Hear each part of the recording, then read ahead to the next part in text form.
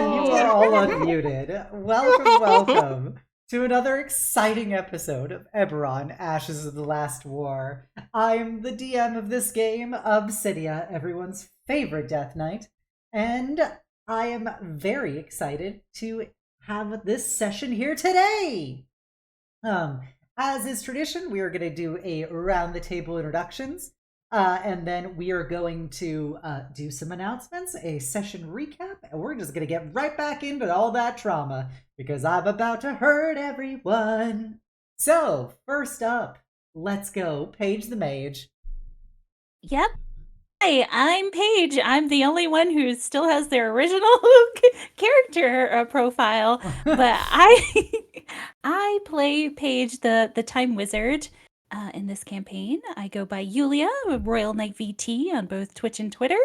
Finally out of Twitter or Twitch jail, so play a lot of Dungeons and Dragons with these wonderful people and a lot of JRPGs. So very excited to be here. Thank you so much. Very excited to have you, Yulia. Next up, we have none other than Stuffed to the Brim Illya. Let's go. Oh my god! If she can't fuck up Furling anymore, this is what she's going with. Yeah. Okay. Illya, hello. breeding kink the Fae. Let's go. Okay. Well, I brought that upon myself. Anyways, welcome hello. to Ashes, everybody. Yeah, welcome to Ashes, everyone. My name is Lily. You can find me on Twitch and Twitter at Lily Faywood. And now I'll get myself together. Family picture. I play a lot of D&D with these lovely folks. I'm going to be DMing soon, which we will get to in a further announcement. I will let them take that whenever that comes. But so I'm busy working on all that stuff, working on other stuff, all sorts of fun things to try and make some good old content stuff. Yeah. Hello. Thank you, Lily. Next up, we have, I believe, a new face here. What is this one? Is this orgasm? Which version of happiness is this character? Yes, about that. So hi everyone. I am Maris and I play Euphoria. And still the playing the latest and greatest of hot pink horny bi tieflings. And yeah, you love to see it. Currently still rocking that rebranding hiatus. However, you can always Ob's channels and Litro and, on Litro's channel playing Disaster Buys. So enjoy that for now until I actually get that good old sweet content rolling again. I don't know why you have to specify the channels you play Disaster Buys. It's literally all of them. It is all of them. It is all of them. Mm-hmm. Not play a by disaster character, challenge level impossible. Impossible. It's my brand. Thank you, Maris. Next up, we got Malral, your pal. Let's go. Hello, I am Malral, and I am played by Litro the Bronze. Just your dorky 1/4 bronze dragon who's really into tabletop games, fantasy, and old-fashioned retro video games. So yeah, if you like that, feel free to come by my place and check it out. I'll be trying to stream some more soon, especially now that I have some more free time on my plate. Thank you, Litro. Definitely go check him out. Working on a new big project. Good guy, good DM, good pal, good Malral. Now last but never least, flicks back hair, we have Cess. Hey, it's Says and Sif. I'm Goth. I'm a cat girl. Hi. I'm also a night VTuber that draws and plays games and stuff. I'm back from Ohio, so I'll be streaming this week. That's great. I'll see you guys there and here right now on Obsidia's channel. I love you all a ton. And this is Dungeons and Dragons, yes. Thank you, Sif. We love our wayward kitty knight returning to us once more. For announcements for the night, first announcement is thank you everybody for all of your love and support during the month of February and our charity fundraiser for Trans Lifeline, a trans suicide prevention and support network. we raised over $1,200, baby. So you'll love to see it. That'll be put towards helping a lot of people, and especially in these trying times that we are in currently for the trans community. Every little bit is amazing. So thank you all for making it such a fantabulous 2-year streamiversary and fundraiser. We believe trans rights are human rights here, and we are all cuties, and you are all beautiful and loved.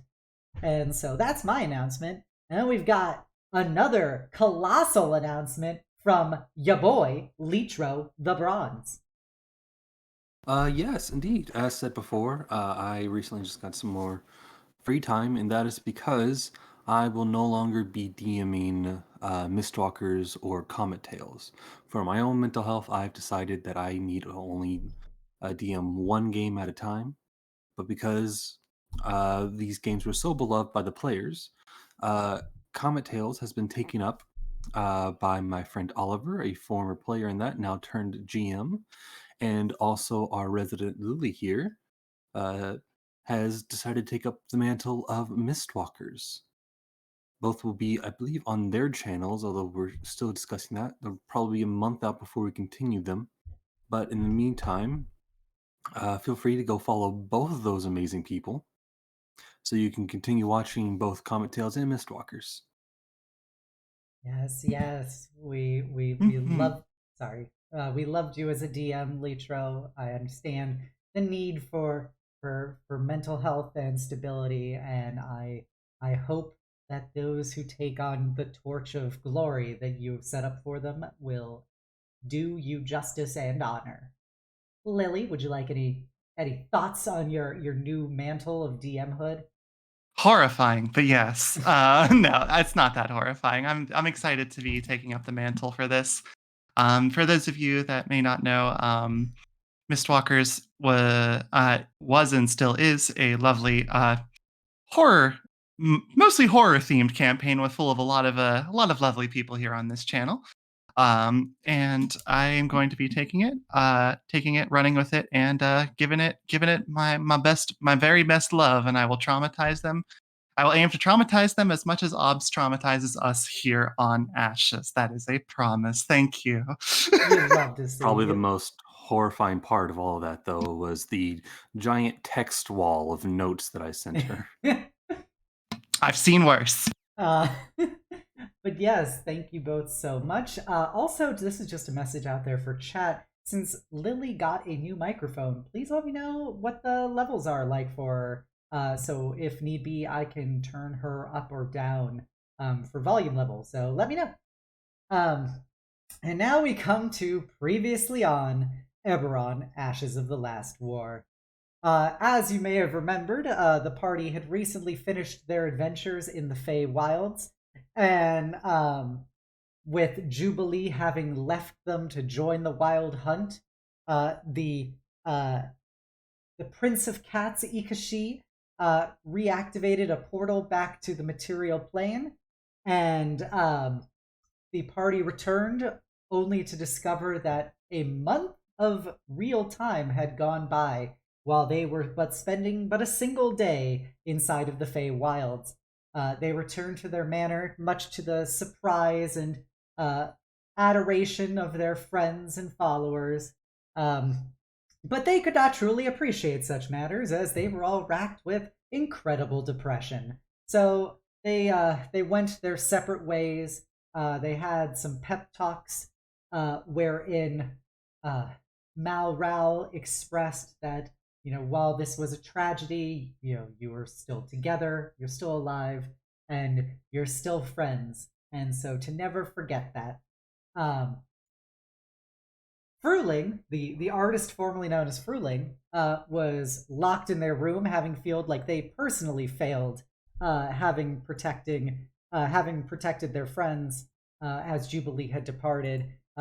Even though people tried to get them out of their room, Paige had a heart-to-heart with them through a door, asking if they wanted to build a snowman, before Cess actually was the one who broke through, having received a package from Fruling's goblin femboy with various trappings of their past, wherein Pruling revealed their true name is Illya, and that they, in fact, identify as she/her pronouns now, and they embraced their true heritage as a master of magic rather than the hunter that they were, and they have now dedicated themselves in a yandere fashion to ensuring that no harm comes to this party who has helped them so.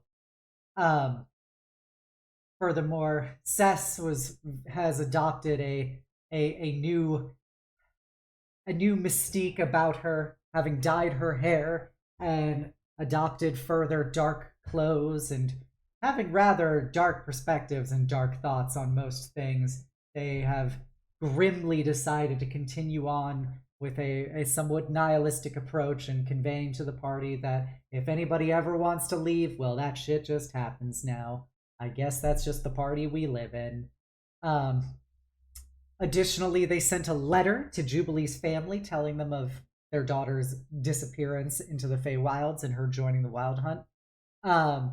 And Paige had a reunion with their lovely artificer Sylvana, who was glitching quite hardcore in the month that's gone by since they had entered the Feywilds, and began to put two and two together as she talked somewhat manically about all that she'd been doing to try and get Paige for wherever she was and the time it had taken her to research things. And they saw patches of bleached out space in the Talantis Grove that was the portal to the Feywilds, and it became apparent that Sylvana had been experimenting with Fey energy to try and tear a hole, a portal, if you will, into the wilds, and had needed a considerable amount of Fey energy to be able to do that. And so the pixie dust and glitter was basically dripping off of her as she explained that she had been trying to find Paige, and Paige's horror became ever present as the depths of magic that Sylvana was willing to go into to pursue her was incredibly alarming. And as their conversation spiraled out, Sylvana became confused and defensive as she felt like she was being attacked by Paige for just doing what she could to try and protect Paige. She also tried to explain to Paige that, you know, this Fey energy isn't real or anything. It's just the energy of the universe that she was harvesting. It's not like they're real people or anything. And none of this did much to console Paige, and Paige is basically determined that there's something fundamentally wrong with Sylvana that she wants to help her with, but Sylvana was very much taken aback by this and retreated to her own room, and they have been fairly cold to each other since. Finally, after that letter was sent to Jubilee's family, a certain figure from the past appeared on their doorstep, none other than Lady Euphoria Cox, otherwise known as Jubilee's mother, arrived, asking what happened to her daughter, and the party explained in detail, and she said, well, we're gonna go get my daughter. She clearly was being young, dumb, and full of cum and making a bad decision, and she didn't know what she was getting herself into, and so we are going to get her back, and I'm going to stick with you guys for now as we pursue getting her back. I understand that you all have to work for a living, but I am overall going to make sure that you guys don't fuck this up any further. She also got in a argument with everybody's favorite hobgoblin daddy, Kai-shen about the trusting her daughter's choice. And as everybody began to go their separate ways after a somewhat heated exchange, we returned to our ventures where Malral had offered to Euphoria the ability to try and send some messages to Jubilee in the far-off plains with potential for success, or so they think. And so we will now begin back in Greywall, back in their mansion, as our lovely group of heroes go about their next day. We will start with Malral and Euphoria. Malral, obviously you've prepared sending for today. Yes. Yes, I have. What do you wish to do?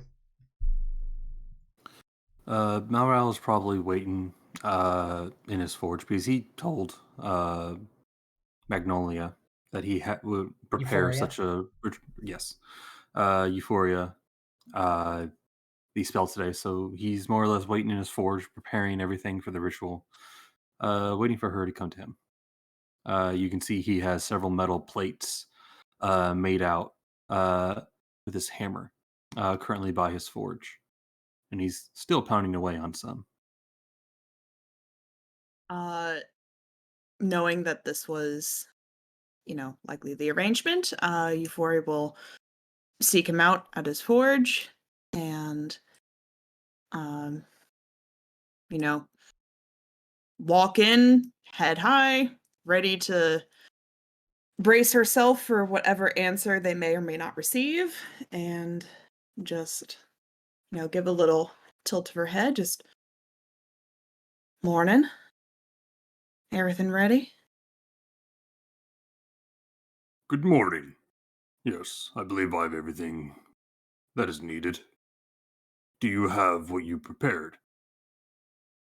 I think so. It's hard to express all my thoughts in so few words, but I can cast the spell 3 times today. okay. After that, we will need to wait another day till we can do so again. Well, let's cast the first one and see if there's a response before we do anything else. I've never And sent a message so far away. There is a small chance of failure, just so you know. thank you. I'm ready for that possibility. It's the possibility that she doesn't want to talk that scares me.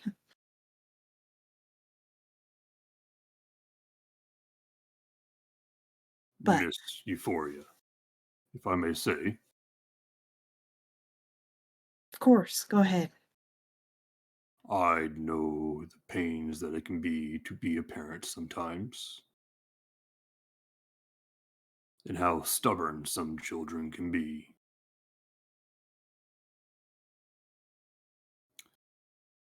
But a bond is always there. And if your bond is one of love, then it is a very hard bond to break. Hmm. I hope you're right. I hope that girl knows that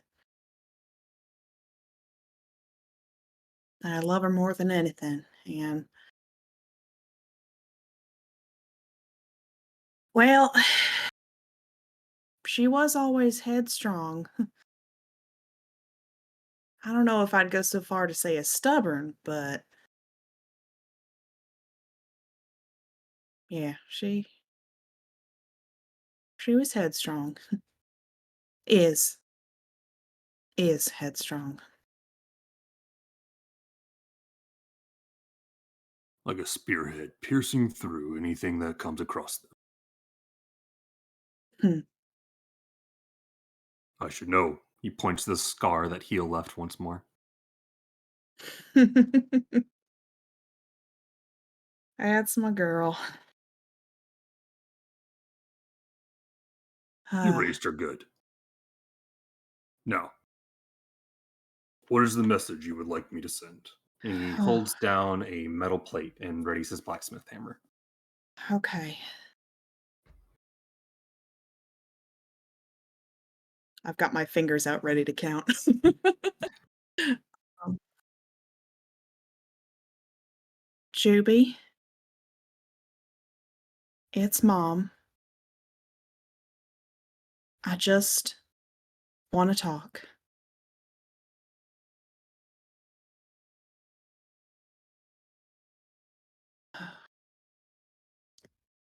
Your friends miss you and need you. Your family needs you. 7 words left.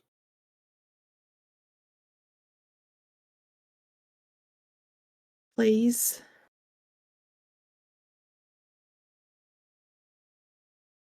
Reach out. I love you. Mom. With each word that was said, Malral pounds down onto the metal plate. And even though it's not hot from the furnace or anything, still sparks and embers seem to shoot up out of it. And with each pounding, the word actually floats there in the air for a moment until the entire phrase that was spoken is now floating in hot red embers before it flies off. Well, that looks mighty impressive, I must say.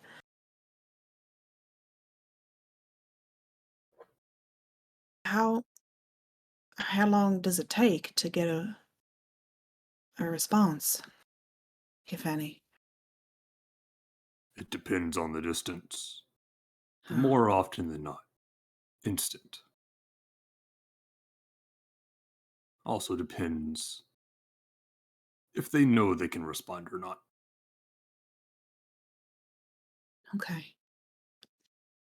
And she'll just lean against a nearby, trying so hard to look patient, but you see her heel clacking against the floor as she is like nervous, twitching, tapping her toes. Malral offers like uh,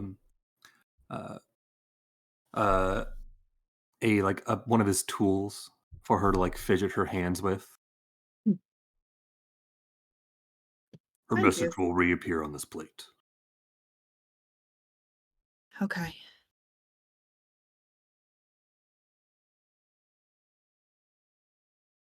You said you're a father yourself. You know what it's like to deal with headstrong teens and young adults and uh, Mine, all the joys that trouble brings. all the trouble brings. Yes, I have many fond memories, but mine never made it to an older age. Oh, The mourning. I see. Um, I'm sorry to hear that. There was Sorry for nothing your that could have loss. been done.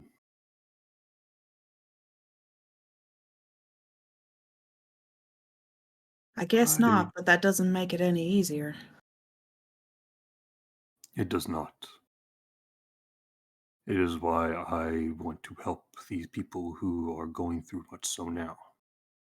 I have felt lost before, and it was great on me.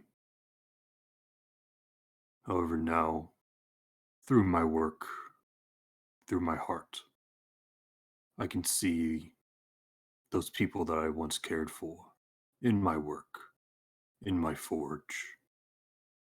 They guide me today. Hmm. Well, I'm sorry they guided you towards my wayward daughter. I'm happy they did. Jubilee is a fine young lass that Well, was perhaps pushed in a role she may was not ready for, but she definitely, from what I saw, grew into it quickly. she'll kind of tilt her head a little bit at the phrase role she was not ready for and just very simply says, well, thank you. I worked very hard to make sure that Juby was always the best that she could be. The apple of my eye, you might say.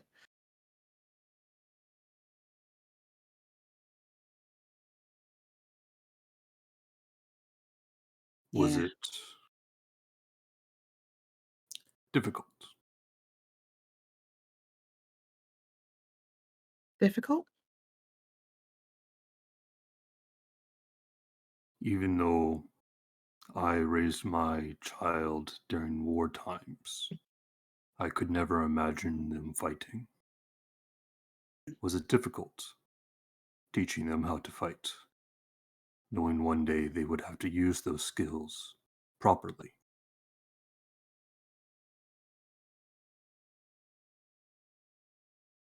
Hmm.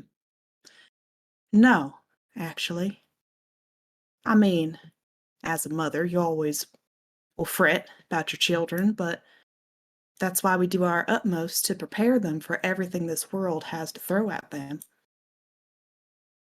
They should be prepared for the worst. And I did my best to make sure that my girls were always prepared.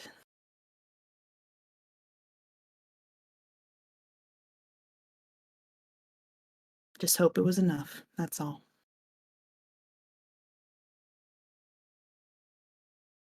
Who knows what sort of thing she's fighting out there in the Feywild. Ugh. He gets like a disgust face when you say Feywild. Take it you didn't enjoy your trip out there? I'm a man of steel. Going there was like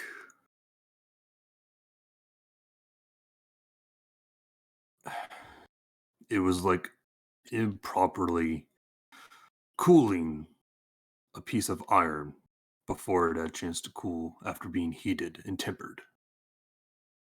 It can cause cracks. Hmm. Well, from what I know about the Feywild is they play by their own rules and most of them don't make much sense. So I hope Juby keeps her wits about her. That might be the best weapon she's got right now. Well, she did have to deal with all these other kids here.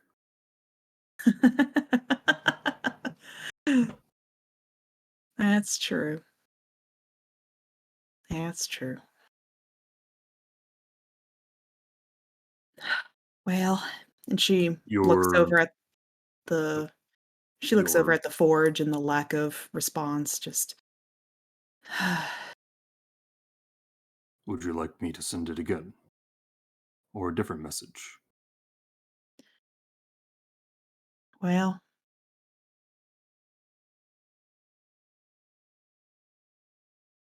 maybe in a little bit.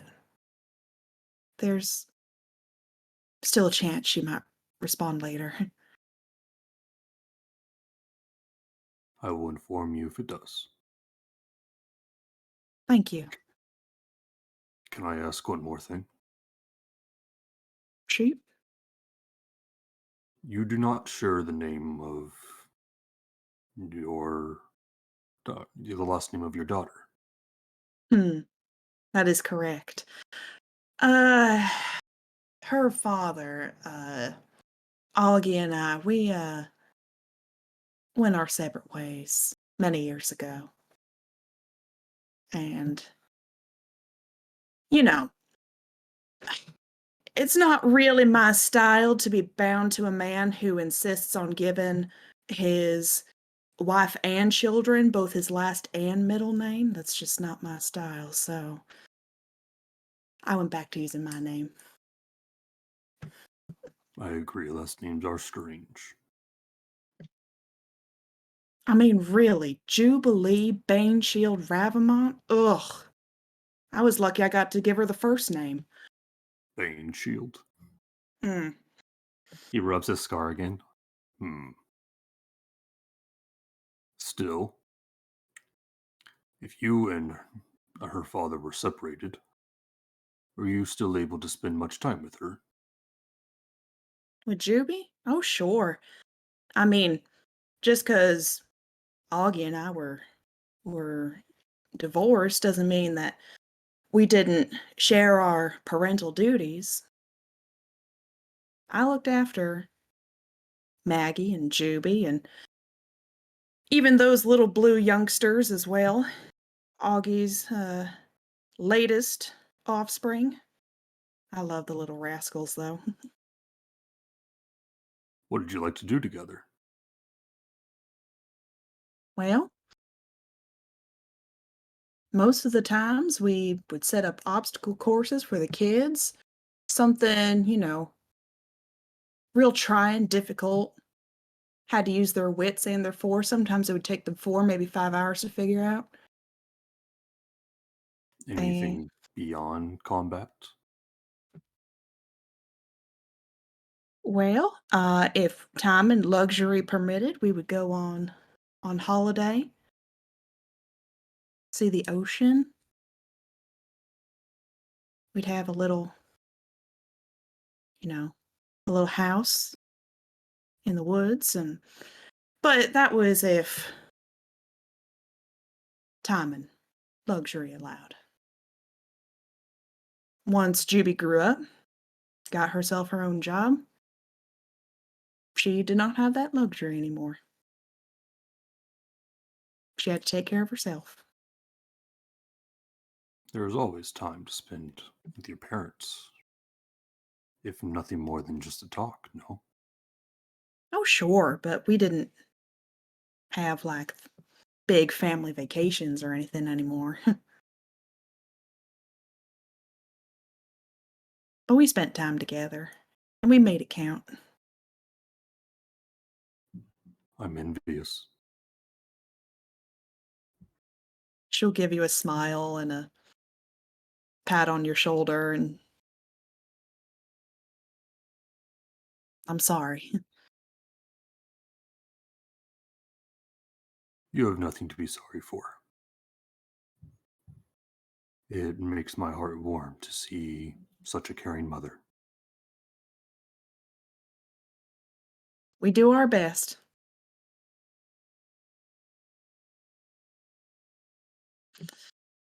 Well,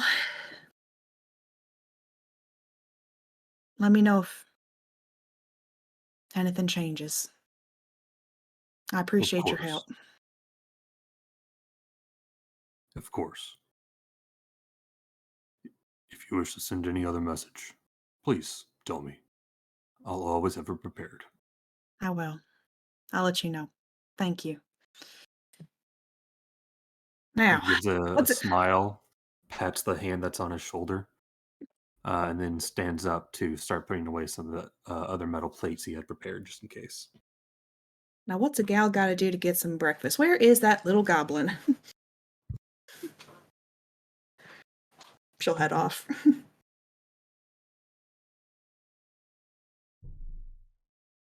All right.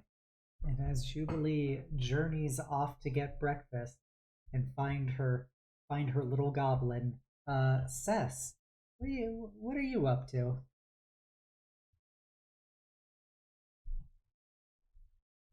Since Lily is currently MIA, Cez has taken the chance to make a platter of various grilled cheeses with a bowl of tomato bisque, and she is going to make her way over to Asharan's room, assuming Asharan isn't out in the dining room or something.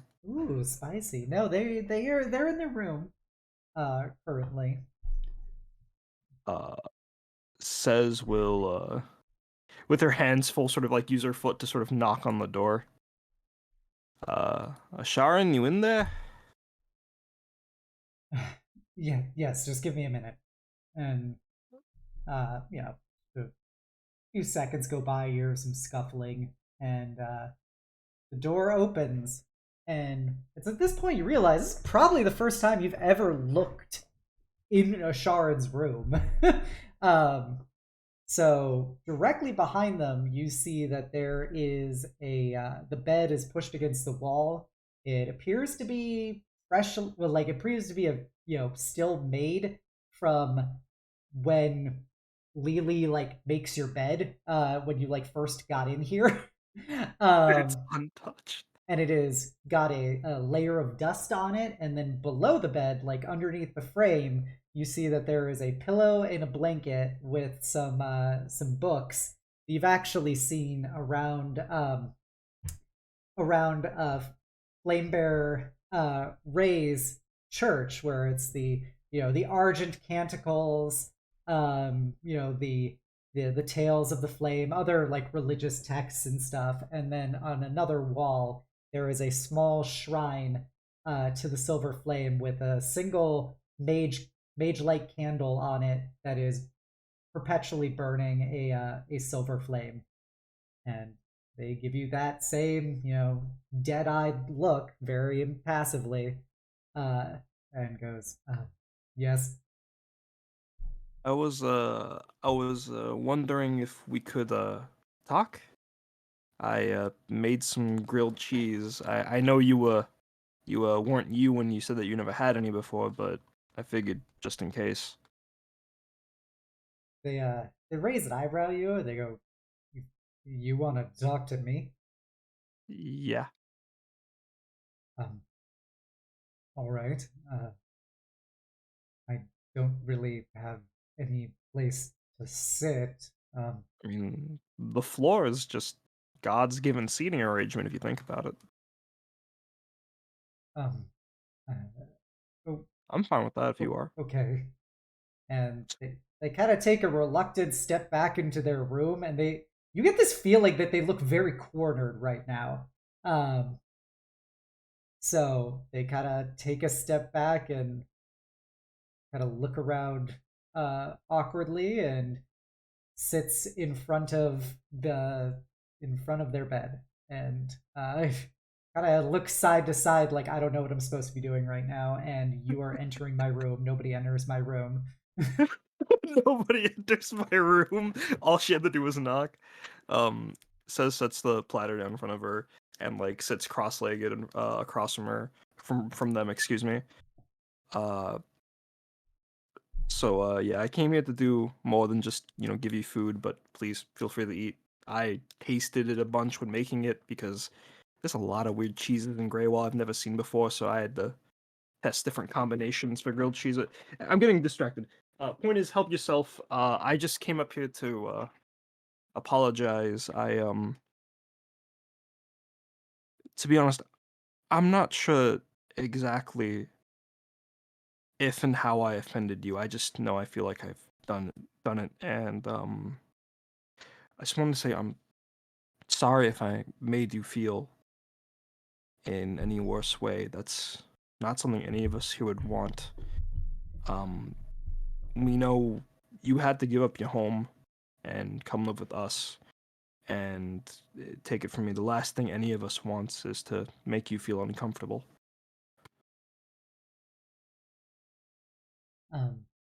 They kind of look down at the grilled cheeses, and then up at you, and uh, go, why does it matter to you? Hmm? Why Well, does it matter what you because said we're to me? because we're friends. You think we're friends? Yeah, I mean, we fight together, we live together. I mean, the only thing past that is family, but I didn't want to make any assumptions, And even though you did kind of trick us back in that last job, I've come to understand that you did what you had to do, and it might not be obvious, but I think everyone here appreciates you to some extent. I know Ilya does now for sure. So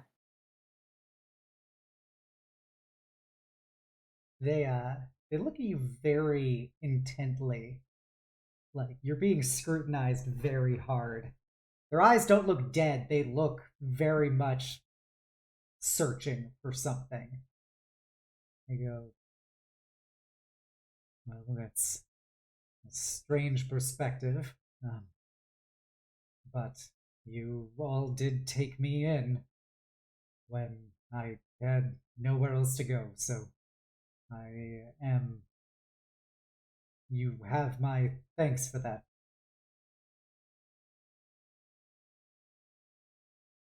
okay. Would you mind telling me what I did wrong though? I have a clue, but I also don't want to make assumptions so I don't end up making the same mistake again some other time.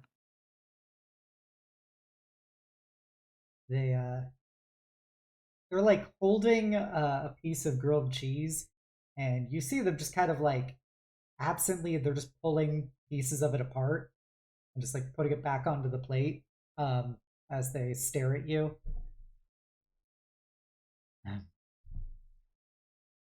I I don't like being told to be someone else. Not by you.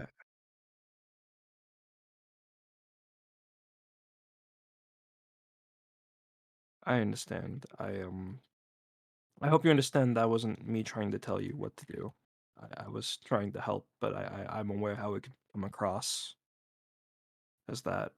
Um, like I said, everyone here wants you to feel comfortable, so however you want to be, you be that, okay?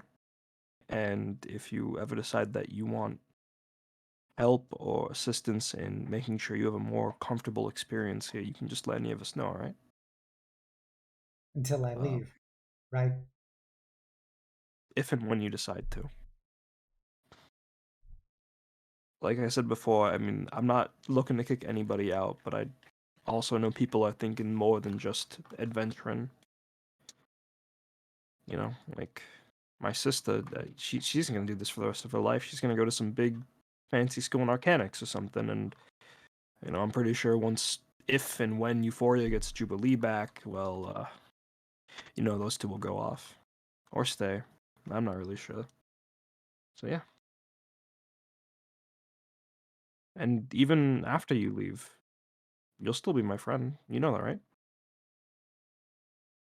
I'll be gone. I won't exist to you anymore. Why does it matter? What do you mean you won't exist? You will have your own life. Mm, I will return to service. I don't see why it would matter to you what I'm doing. mm, have you ever had a friend before? They continue kind of just absently pulling apart the sandwich, and there's not much left of it at this point.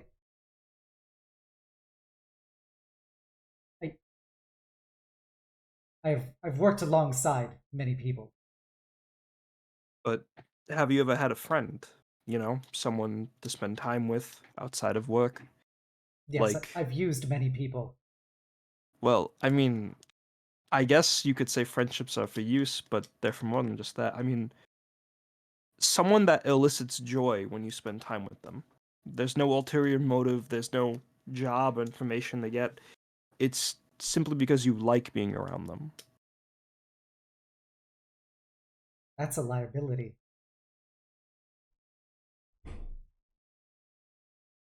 Mm, I guess you could see it like that, and it definitely is. It means those people you let in close can hurt you a lot. I know that from personal experience, but when they're there, you feel better. You feel stronger. When I went to my therapist, a lot of my rage comes from those bonds I have from my sister, and more recently, everyone that we've gotten to live with us. I know it's gonna hurt like hell if they ever do something, but when I think about all the joy I've gotten with them, all the happy memories, I wouldn't say it was a waste. And when they choose to leave, I wouldn't say it's like they're gone from my life either.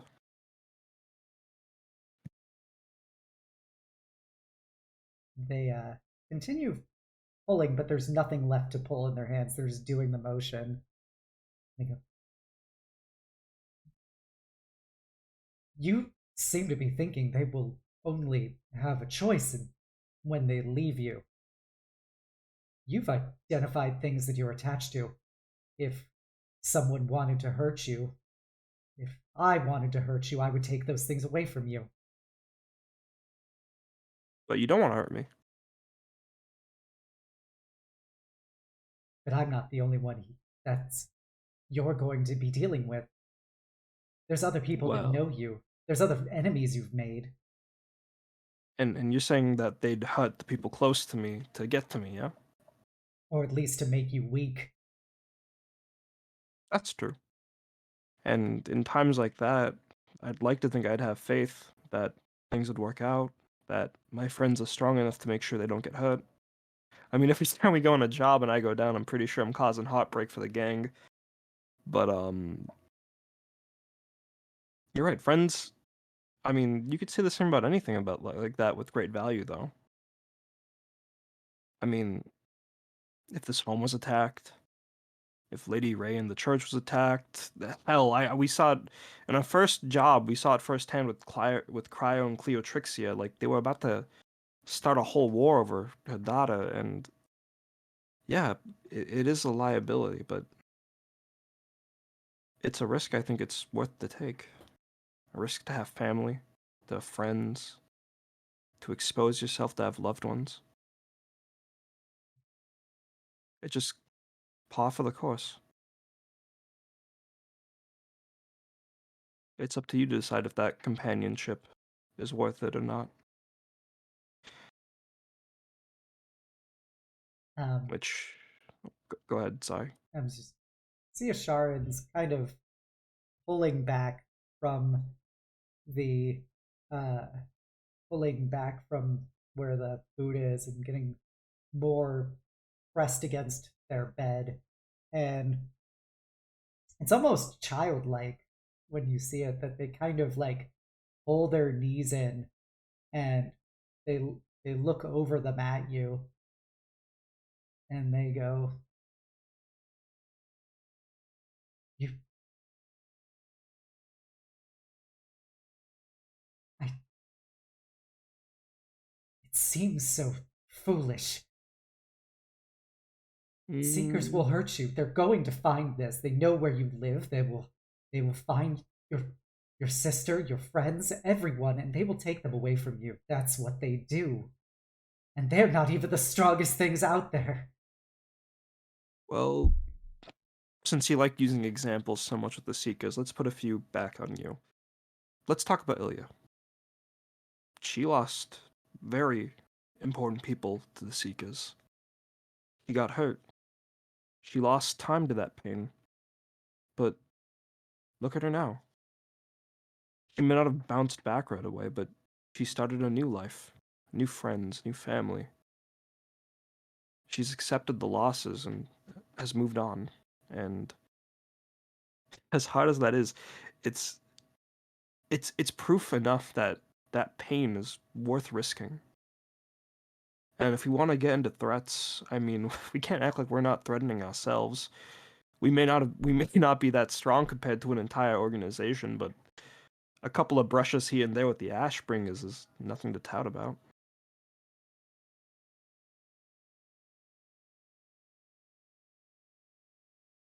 If something were to happen, it would hurt a lot. But if I let fear stop me from experiencing joy, then what's there to live for?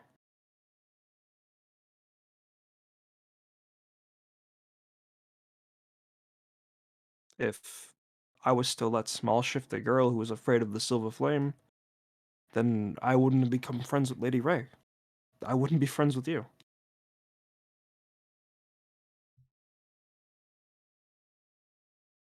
They pull their they pull their head kind of closer into their legs and they go,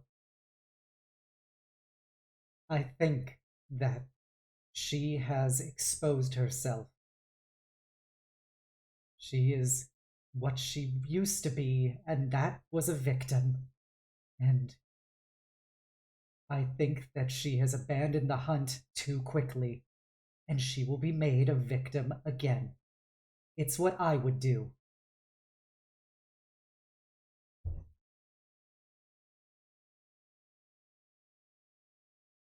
You can call her a victim if you think that, but, well, I think she'd be offended for one, but two, I think her choosing, after seeing what she's capable of by giving into hate, choosing to go back to how she was, I think that just means she's gotten stronger. That will, that strength to look at that risk, look at that pain, and accept it, and wield it moving forward. That's one of the strongest strengths I've known.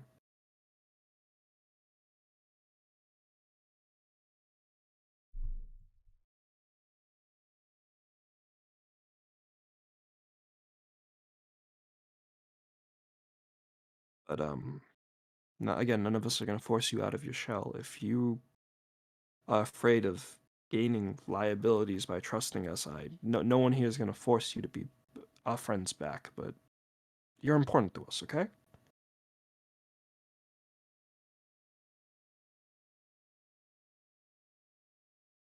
You kind of are just like breathing as they look at you. And I don't understand. It doesn't make sense to me. Would you like to understand? I mean, you called something foolish, but it's like you can't really say that without getting to know it first, yeah? I think my sister would call that scientific theory or whatever that jargon is. You don't have to be friends with me right away, but if you want to start spending time outside of your room, like later today, Larissa and I are going to go makeup shopping because she got interested in dyeing some of her feathers if you want to try makeup. And then there's always spending time with me and Lady Ray if you want to go back to the Silver Flame Church in town. Or we could just sit around and enjoy each other's presence. I'm sure Ilya would be more than happy to spend time with you if you'd like to experience friendship.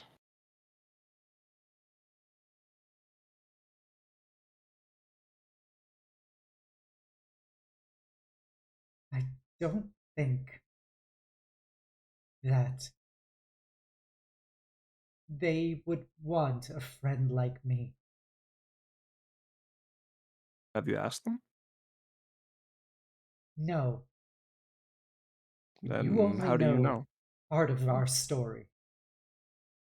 I have known Ilya a very long time.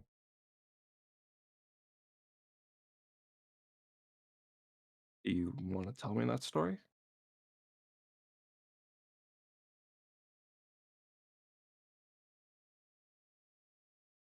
All I will say is that I speak from experience when I tell you the things that can be taken away from you.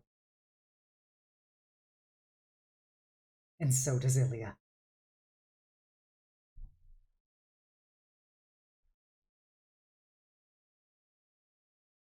Mm, if that's where you want to stand on things, that's fine. Again, there's no pressure, but if you ever find yourself wanting, I'll make you a grilled cheese anytime you ask, okay?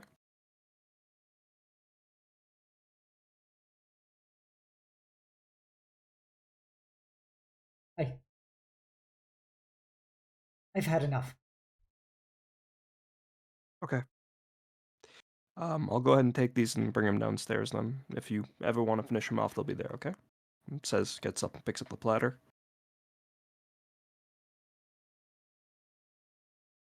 And Asharan kind of tries to take a few breaths and then promptly like bolts out of their fetal position and goes, you can leave now. Don't worry, Sharon, I was. Um, we'll be around if you need anything, okay? And says, walks out and closes the door behind her. And you hear like very frantic scurrying um as you leave.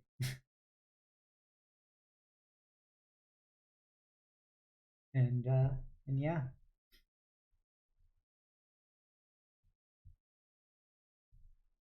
So after Euphoria is able to flag down Lily and get some breakfast made for her, Euphoria, what do you want to do with your life? Well, that's a loaded question, but I think in the meantime, she is going to seek out Kai-shen, oddly enough, based off of how they interacted last. And basically with the intent to information from him, just because he seemed so sure that he knew what Juby wanted. And as, a mother who knows her daughter best, she doesn't really stand for that very well. So she's gonna, seek him out, whether that is in his room or the training grounds, wherever that might be. Yeah, you can meet him at his room.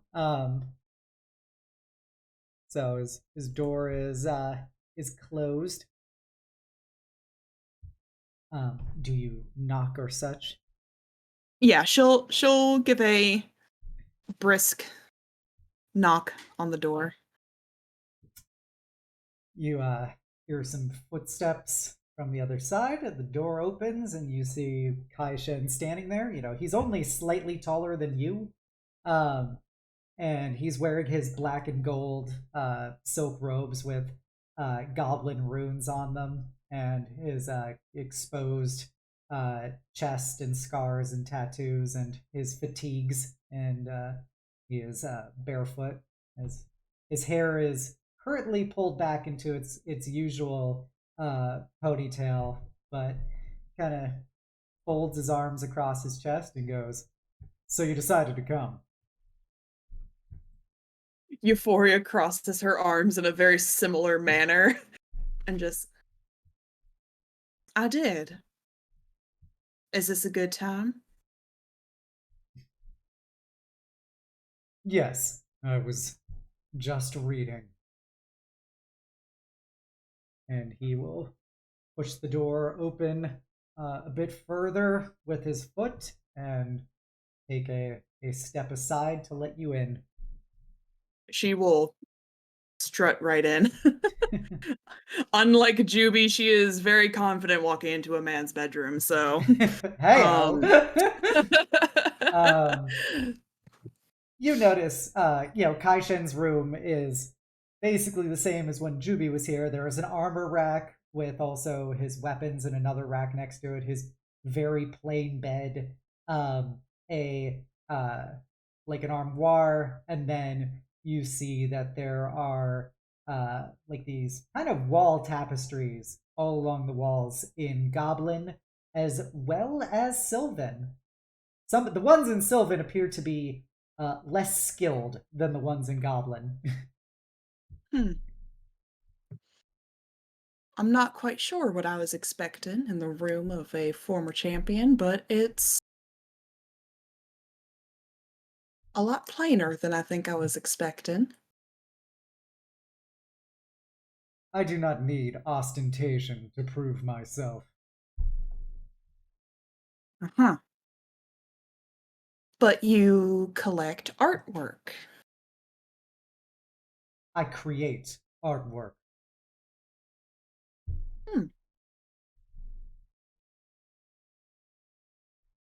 Interesting. Man's gotta have hobbies, I suppose.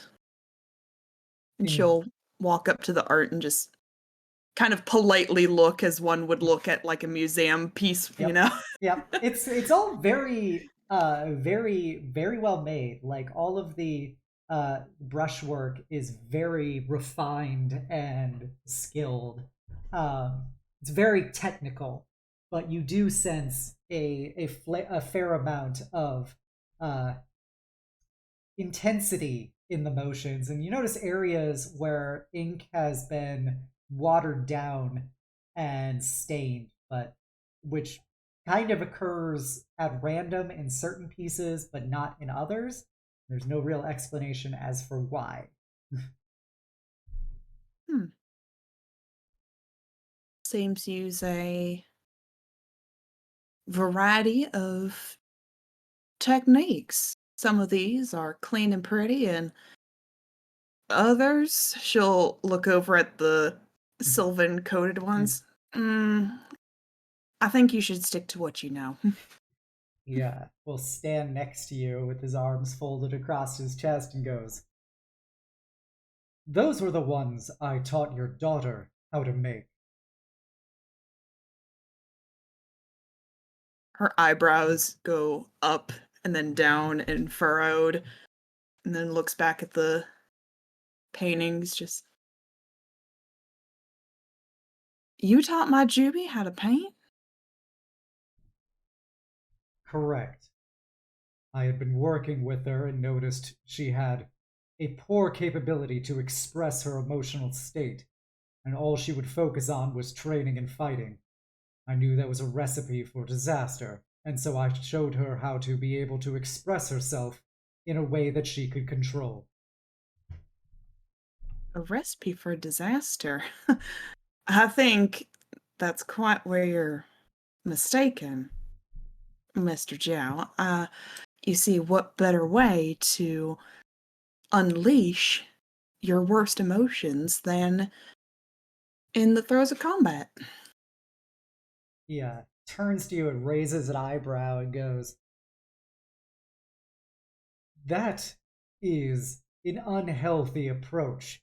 Combat should be methodical, tactical. You should not let your emotions take command of you. The moment you let your emotions decide your actions, you are letting the enemy decide what you are to do. You must maintain control of the battlefield. This, though, is a place where you can allow yourself your emotional weakness." Sounds to me like the one who doesn't know how to rule over his emotions is you, in that case.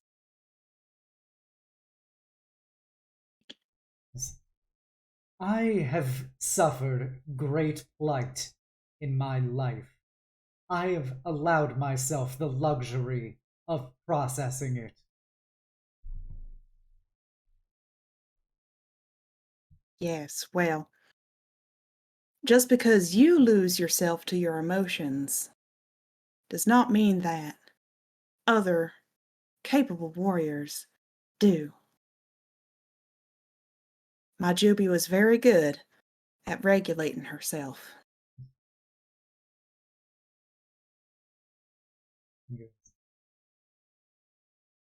Your daughter was a capable warrior and an aspiring leader, but she lacked confidence in her capabilities and would always find herself at the mercy of the feelings she had accumulated for her friends and lovers. Again, her eyebrows go up. Okay, I have a few questions. First of all, I think you're mistaken because I would certainly know if there was anyone special in Juby's life. This kind of work is not conducive to a romantic environment. She never wrote home about any beau. He actually gets a very, very slight smug smile at this and goes,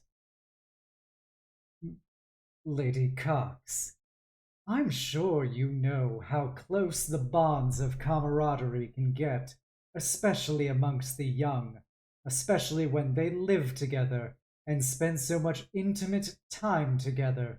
And I'm sure you also know that perhaps those are not the things you would wish to discuss with your parents."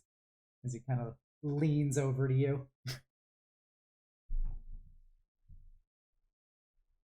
All right, point taken. But still, she should have known better than to mix work and romance. I definitely taught her better than that.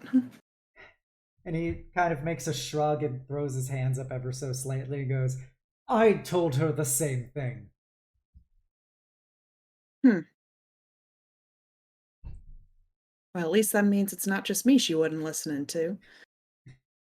I don't know if that makes me feel better or not.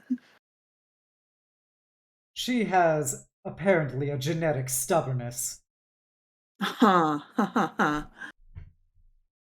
Well, Yeah, she takes after her mama. But, well, and her father for that matter. But,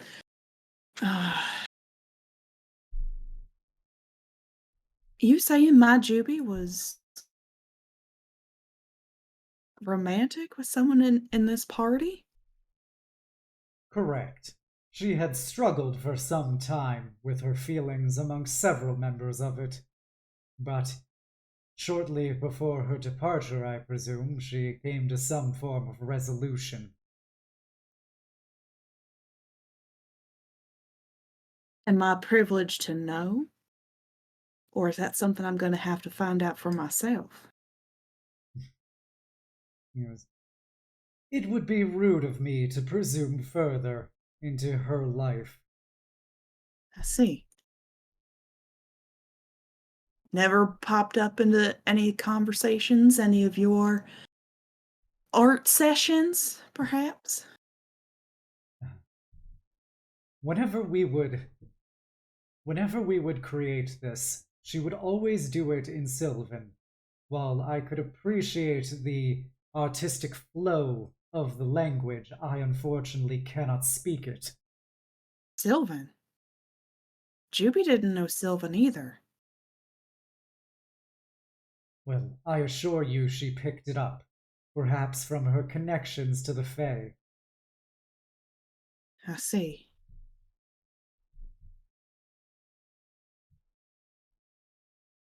So this, Joel gestures towards Juby's work.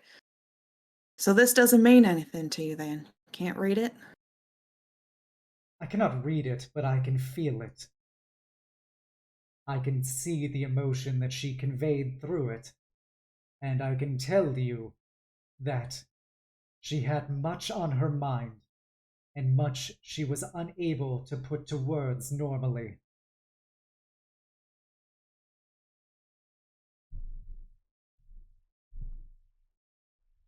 Illya, I believe, if I'm not mistaken, can read Sylvan. That Would is it what be I've alright? been led to Would it, believe. would it be alright if I brought her in here? Take a look at it?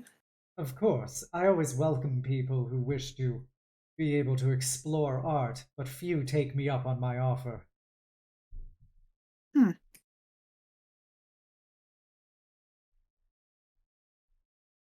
But Juby did, huh? I spent a significant amount of time training and guiding her. Once I joined this group, I saw a bit of my own daughter in her. Is that so? And she made this choice under your guidance, did she? I respected her decision making. She was an adult. Even with all these bottled up, confused, unregulated emotions you said she had? You thought she was capable of making good decisions then? If she wanted to be a leader, she would need to be able to process and make decisions no matter what stimuli or impulses had come over her. I tried to craft her to be capable of doing that. Didn't quite get there though, did you? Kind of narrows his eyes at Euphoria and goes, I think I did a capable job. She made a decision all on her own.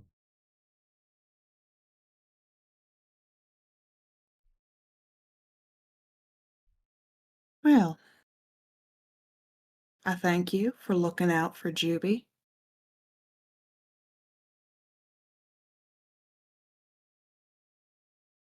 Let's just hope that whatever thoughts you put in her head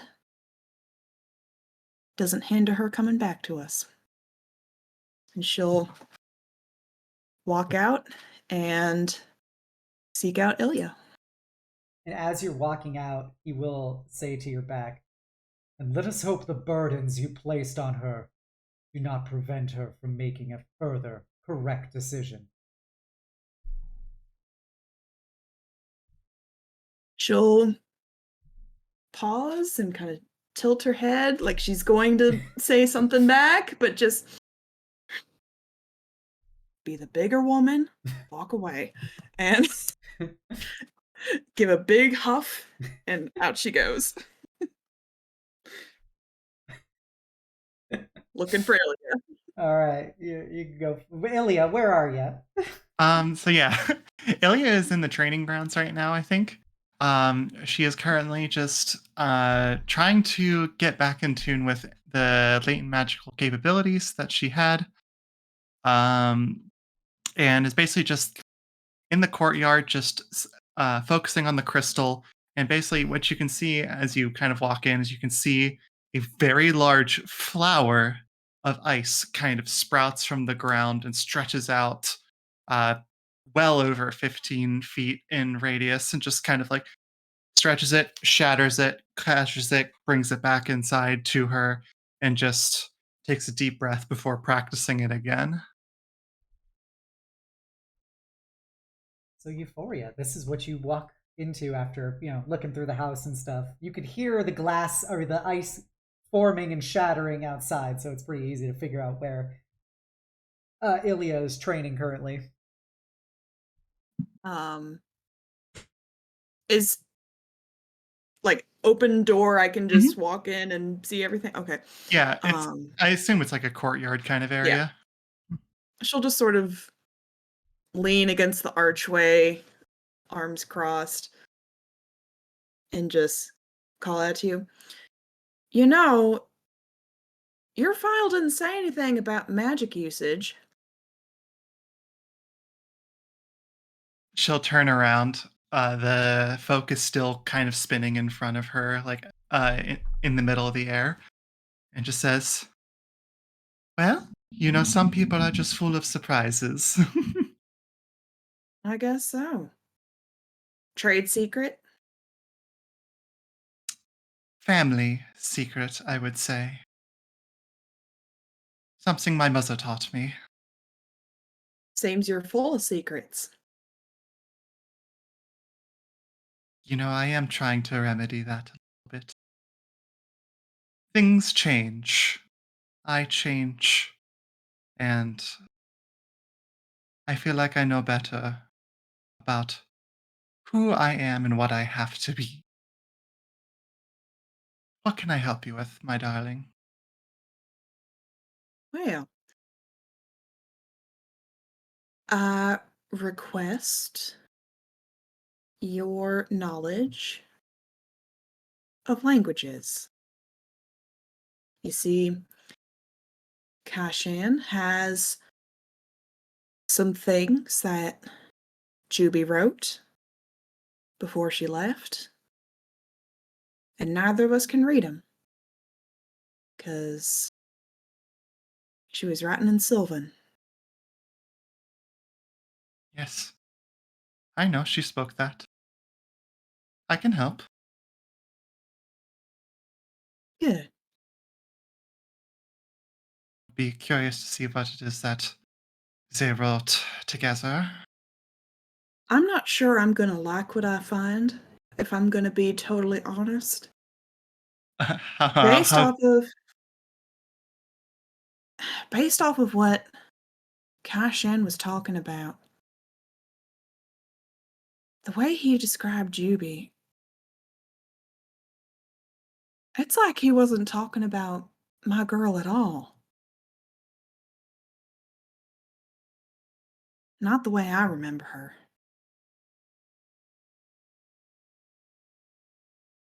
well, I only knew her for a few short months before all of this happened, as you know. I only joined the party very shortly before coming to your abode.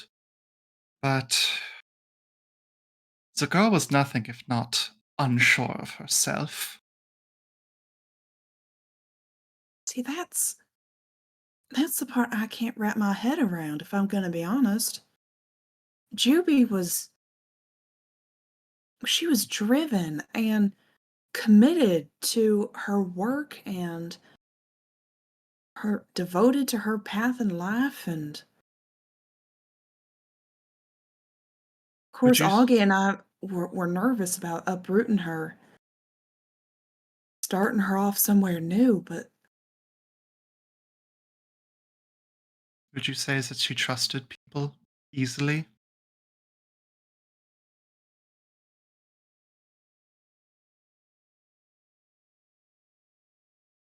maybe, but She certainly didn't. She certainly didn't towards the end of her time with us. did something happen to change that? I do not know the whole details. I wager that a lot of what happened before I tagged along, but she just the night before she left, she asked if I trusted her,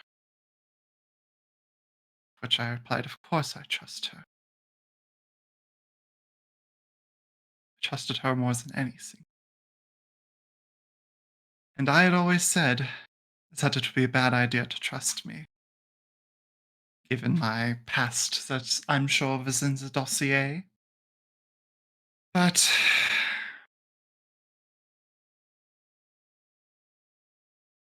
she she struggled. She struggled to open up with people. The others, I think they know better than me, but I only just have a bare read. There was a lot going on behind the scenes, and a lot of drama around our previous party acquaintance in Clifton Orient or Paint, or however you wish to know them. Her eyes get like a angry little sparkle to them, just, "Did that Orion boy do something? I always knew that kid was trouble." Do something? No, I don't think that they ever actually did something, but I certainly think that he wanted something to happen. She fought it off at pretty much every corner. She did it to just about everyone in the party, including myself, a 99-year-old woman. Well, for what it's worth, you look good for 99. One Huh. of the benefits of being a fae. Well, that sheds a little bit of light off of what Kai-shen was telling me. Yeah, that Orion boy was always tagging along with Juby growing up. They did not part on good terms, if you did. No, I did not Quite, know that. quite possibly, I think, the worst terms that you could possibly imagine. I don't think they've spoken to each other after they left. No kidding. That comes as a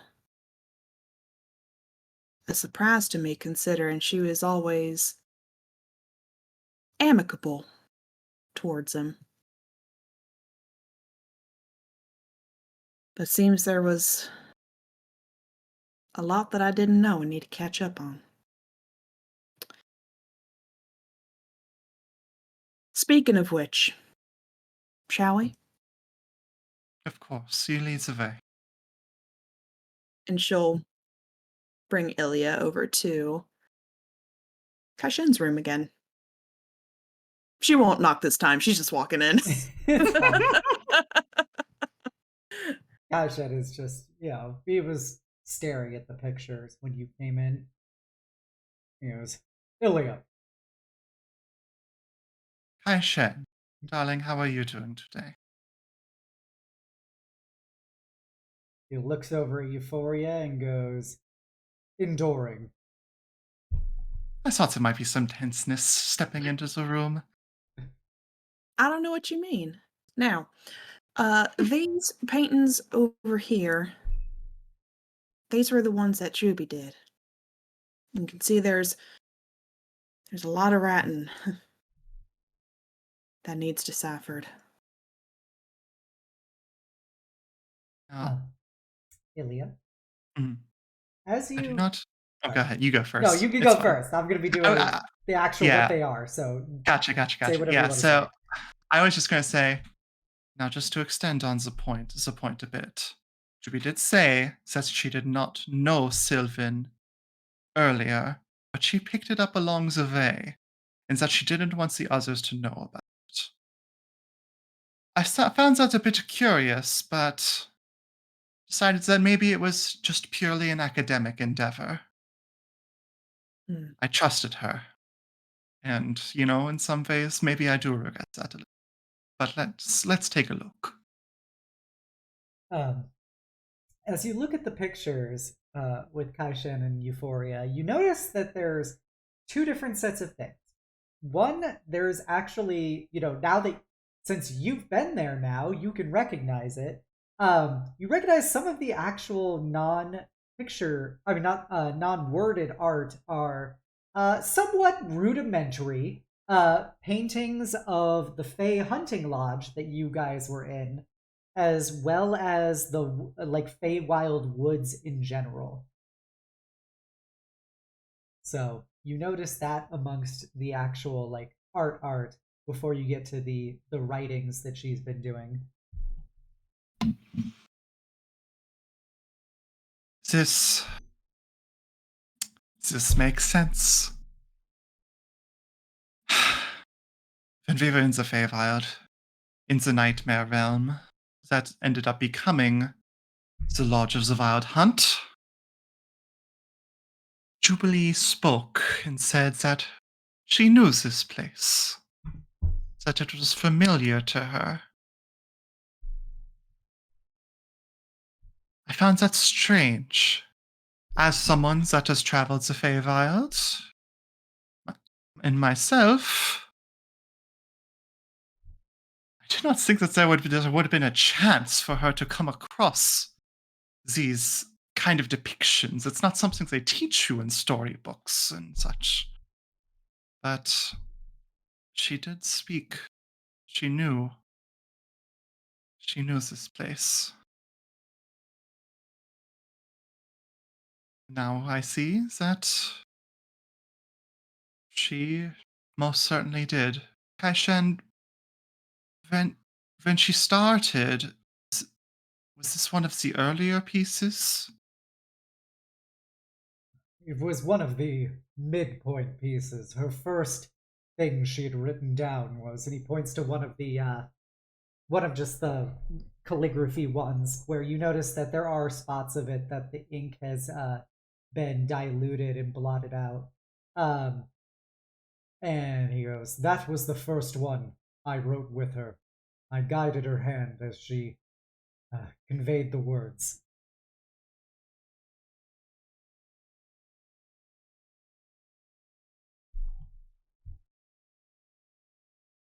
This one's not in Sylvan. Is that because they're letters that you taught her? Yeah, looks at it and gets a very slight smirk as he looks at it, and then it kind of fades and he goes, "Yes, I had to explain the basics of calligraphy to her, and so I used the example of Goblin, as it is the language that I do it in, and so I taught her the characters to convey her name as well as mine." Hmm.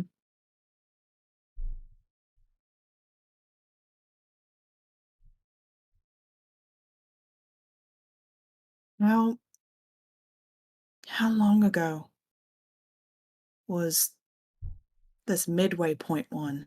You call it midway point. How long ago was that?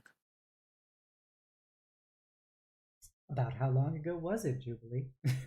That's a good question. Time is kind of wibbly wobbly in our interludes. There's been several months It's since been several you months, yeah. originally recruited Kai-shen. So I think it was Quest 4 after Quest 4 was when you started painting. So I don't know. It's been probably about 2 to 3 months before Jubilee left. So we'll say this was around month 2. Hmm. It was approximately 2 months ago. 2 months ago. Not all that long ago since I saw her last. She did have those fair features. Yeah. And I'm sure you folks heard this plenty, but she said not to worry about it. Oh, we heard not to worry about much. Indeed. Again, I don't know if it makes me feel better or worse that she was lying to other people other than her mother. In a way, I feel a little bit at fault. But I didn't think anything of it, being a fae myself. Ilya hesitates a bit. First things that we discussed. After she, unfortunately, was knocked unconscious during the arena ongoings,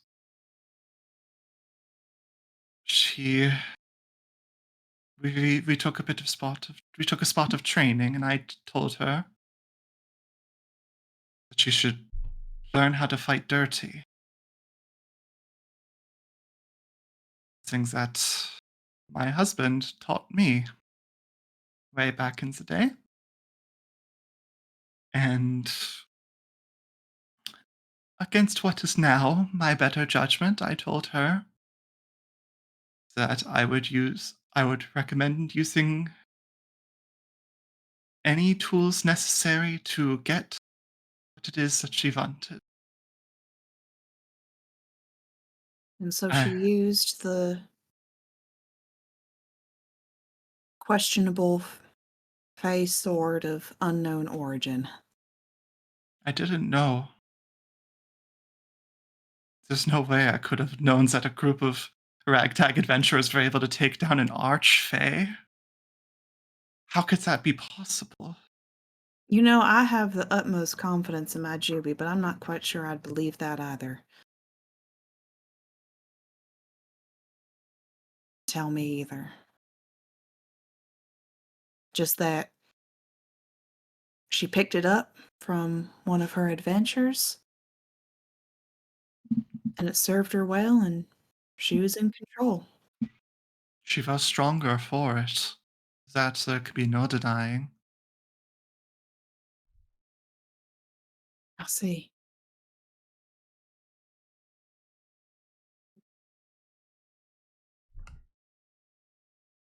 She did seem more capable as time went on.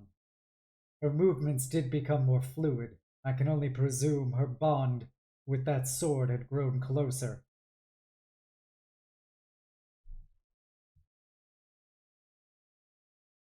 So it wasn't a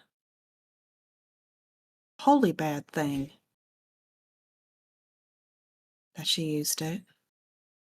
She was more capable than she had ever been. The sword in tow. And she had used her abilities to protect her friends on several occasions. Many occasions.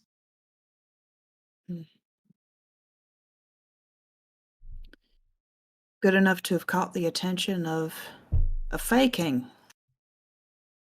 I don't think it's much about catching attention. It's not sure. The Wild Hunt is the one that I'm the least familiar with out of the Fey courts. I'm mostly aligned with Queen Mob myself. But the the Houndmaster is the Knight of Oberon.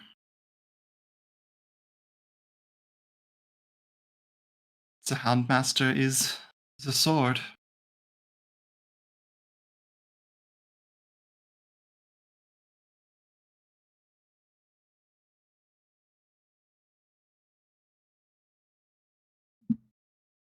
Does she say anything about that in her writings? And Illya. Yeah, I was like, yes, DM. Do I? As you look at the other paintings, you can see, you get the overall tone of things. You see lots of reflections of feeling lost and a bit of, is she in the right place? Is she the right person to be in this place? Is she really living up to her full potential? What if she's not actually meant to be a leader? Can she actually take this burden on? Every time she seems to struggle. And as the paintings continue, eventually you see a kind of a sense that she had an understanding that she was going to one day leave the party to go stay in the Feywild, to stay at the lodge where she felt like she belonged. And you do see in those final notes about, where she felt like she belonged, you see a note that it does get a little more erratic in the writing, but it does say that she wishes she could bring Cess with her, but she doesn't want to make her choose between her and Paige.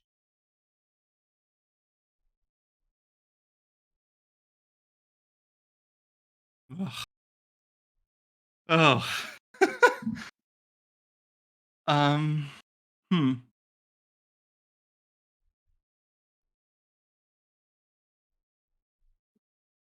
Just gonna turn around and look to Euphoria and to Kai-shen and just say, this decision that she made, one that she felt she had to take, because I don't think she felt like she was ever strong enough. She wanted to protect us more than anything. But you just said that she was stronger. I do not know where it is that this doubt, this lack of self-confidence comes from. She was nothing if not a perfect defender, a perfect fighter throughout the entire times that I knew her. The only moment she ever went down was in the arena, and that's hardly fair when we are fighting a demon. She was always there. She was always there for us. But she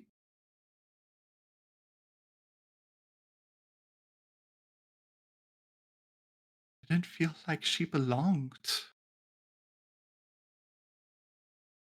That she felt like, from what she says here, she felt like she belonged elsewhere. Away from all of us.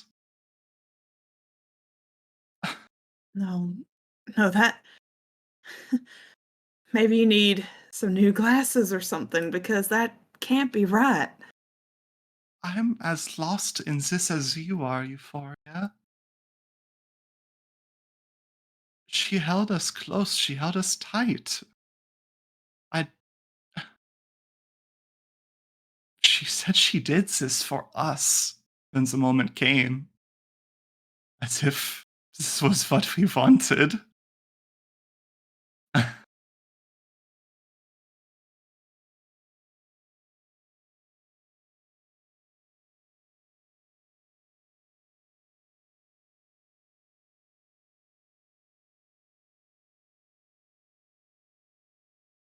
So what am I supposed to do? Just leave her there? No. I'm sorry, Kai-shen. I know that you think that she made this decision and that we should respect it. And I do respect Jubilee so much. She was our valued leader, but she didn't know what she was getting into. And I think she may be learning that currently. And I just. The Jubies that I know, is that I knew, would never give up what she had if she knew what it is that she was going to get. Kai-shen will kind of look over at the writing and kind of put his hand against the canvas and say, "It seems that she had more awareness about her decision and what she was doing than we were able to see, or we were able to understand." She may have had understanding, but a decision made in peril is not a decision made in good conscience. If I may, feel I can speak to this personally. As someone who gave up everything about myself for a goal and a task that I felt I had to and needed to do. I regret becoming who I was. If Jubilee regrets her decision, she deserves the chance to make it again.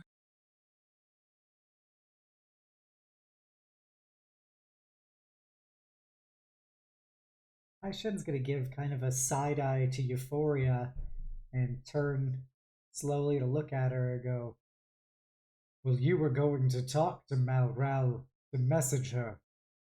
Did she respond?"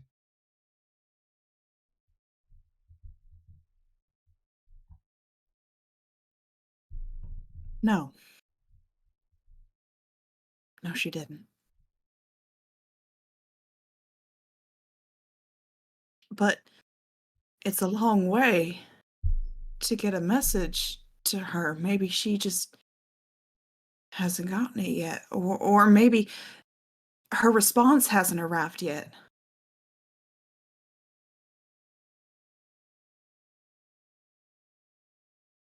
Kind of shakes his head a bit and goes, "I do not understand the arcane.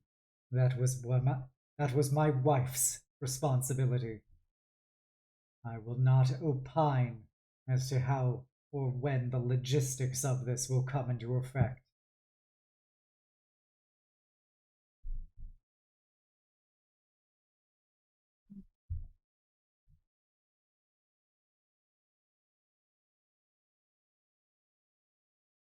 If what you're saying she wrote is true, then she made her choice.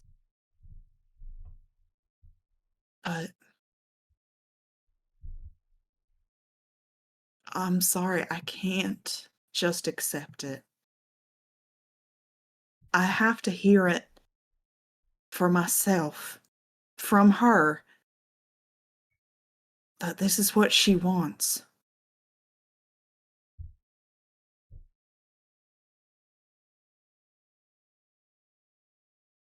I just can't.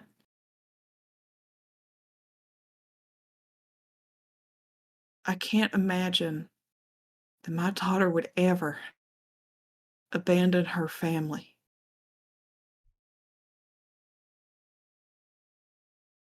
It just doesn't make sense. Going to put her hand on Toria's shoulder and just kind of just take a second, just kind of be there as a warmth inside of all of this. It's just going to look over and say, I I will be there with you every step of the way. I don't know if this is too forward of me, but I believe you can surmise I was never able to have any children of my own. These kids, these lovely kids, it's the closest things that I ever got.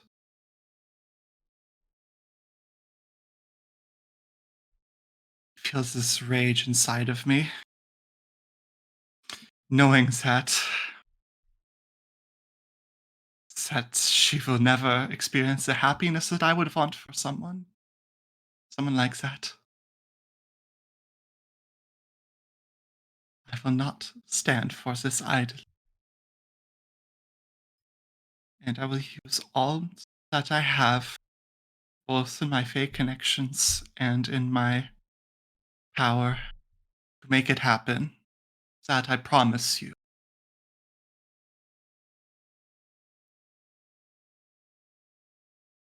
It means a lot to know that. She meant so much to you. To all of you. I was so proud of her. Indeed. She's Yeah. fought well. She fought well, she kept us together. She meant so much to each and every person here under this roof. Euphoria is getting a little misty-eyed, but she's doing that thing where she's looking up at the ceiling because that mascara is not waterproof, and clears her throat and well, she'll point to the words on the canvas, and that's another mystery down, I suppose, concerning the romance stuff. You can take them if you want. Are you sure? But she worked with you to make these. In my culture, we create these as a way of commemorating legends, memories, and stories, so they will not be forgotten. I remember these in my lifetime, and I think it is the least I can do to give you the stories she felt the need to be memorialized, so that you can learn them and you can share them. She'll quirk a smile and nod and gesture to one of the more recent paintings, just saying, I can take those, but that one right there, and she'll point to the first one with Jubilee and Kai-shen's names. That one's yours.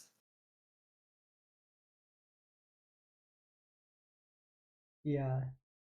He is doing his best stoic.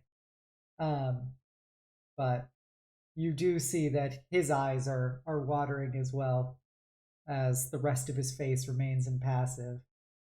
He goes, then so be it. You have to get your chance to say goodbye too, Kai-shen. This is what she truly decides.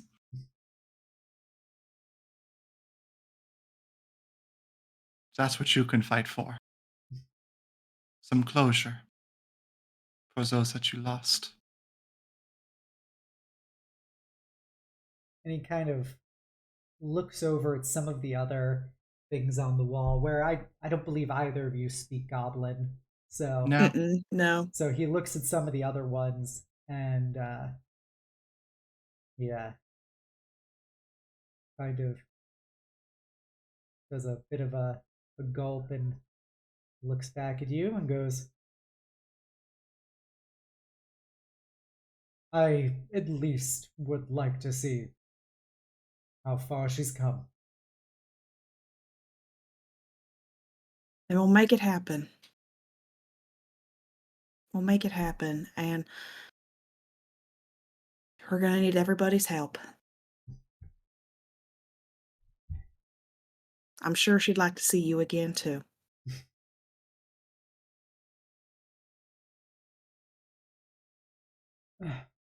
Can we at least agree to do that much? He extends out his arm towards you. Give a toothy smile and firmly clasp his hand. Perhaps we can at least see eye to eye on something. Good. Because I don't want to dislike you, Kai-shen. You're too cute for that. He kind of looks, he blinks a couple times and goes, I see that there are some things you did not teach your daughter. Despite my best efforts. We could teach her a few things about that.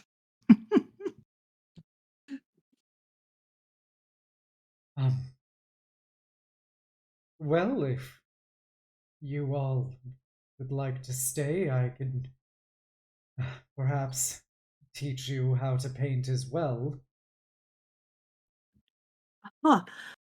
I'm not sure I'd be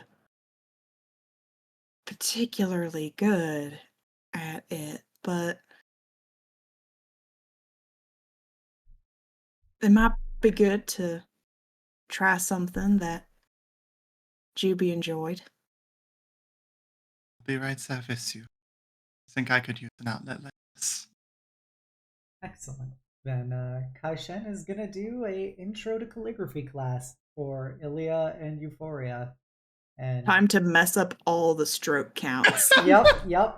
And after several bad stroke counts, he will just grab your hand and like guide it like he did with Jubilee.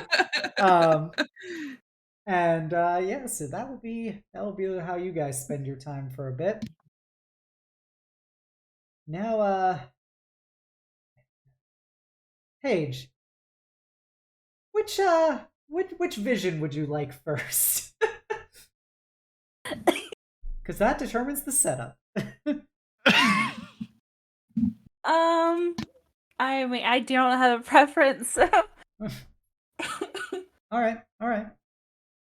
We'll start off with questions on questions on questions. So, after a couple days and stuff, Sylvana is gonna approach you again, as you're kind of walking around the house doing whatever, and she seems somewhat abashed as she approaches, and goes, Paige? Oh, Sylvana, hi there. I just noticed that it's been a while since we talked again, and I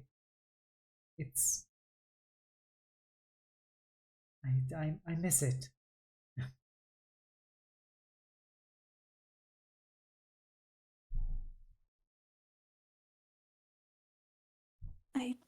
I do too. I'm sorry. I just needed some time. Hope I didn't make you worried, though. I'm sorry for how I acted. I just missed you, and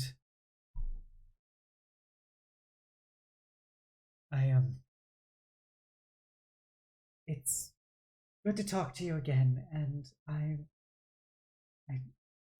don't want to go that long again.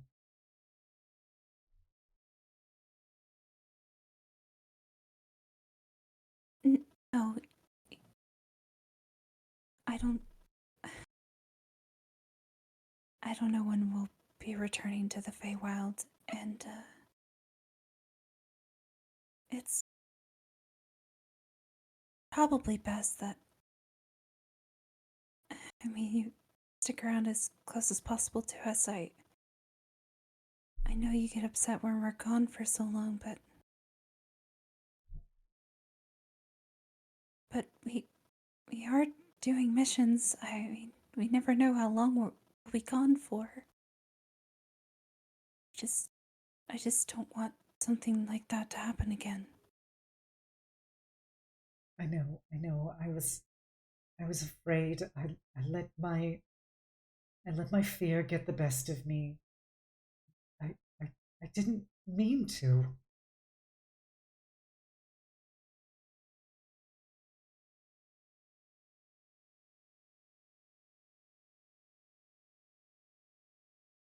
You know I care about you, and I just want to see you safe. I know you do, and I'm very thankful for that. But ever since then, something, nothing you've done, of course, but I feel like something's just not right. I feel like something's happening to you, Sylvana, and do you not notice it? I'm just me. I've always been me. I know that it may seem I have a tendency to get a bit obsessive about things, but I don't feel like I'm any different. I don't feel like I look different.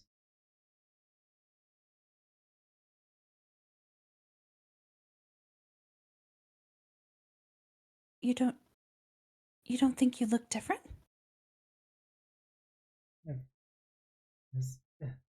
No, I maybe a little disheveled at times, but that's because I've been working. And she kind of comes over to you, and she'll gently reach for your arm if you will let her. A little stiff, but Yeah. she'll allow it. And she'll just very slowly push it or put it against her cheek, and give you like where the various cracks had materialized in your vision before, and she just looks at you and goes, "See, I feel normal, don't I?" And as she says that, Paige, you get a feeling of vertigo as you blink, and you are standing. It's very hazy, as in your vision itself appears to be kind of fish-eyeing at the sides, and you're standing in front of a large green crystal that's been embedded in some kind of rune-covered machinery, and you see a teenage Sylvana floating inside of that crystal. And she's just floating naked there with her eyes closed. And you turn to the side and you see a human male wearing a lab coat. On one shoulder says Project Hope. On the other shoulder says The Last Stand. And he appears to be looking at a scrying screen and frowning as another human is carting away what appears to be a kind of malformed body out the room. And he turns to an elven person, female elf who is also in the same coat, and says, While the soul graft was able to be successful, we haven't been able to get it properly implanted into anything. The bodies keep rejecting it. We thought that the shifters and the changelings were mutable enough, but even they still reject the imposition of an outside force. This is incredibly problematic. Well, yes, of course, you know that the Lord Artificer has threatened to cut off the whole project if we can't succeed. I am aware of what the Lord Artificer has demanded. I'm telling you, this isn't possible. We have used every possible resource that House Vidalis has, and this is too far beyond the scope of what we know how to do. But if we fail here, you know that the Lord Artificer and the King will not allow this to come to pass. You know that the houses have barely even tolerated this project in the first place.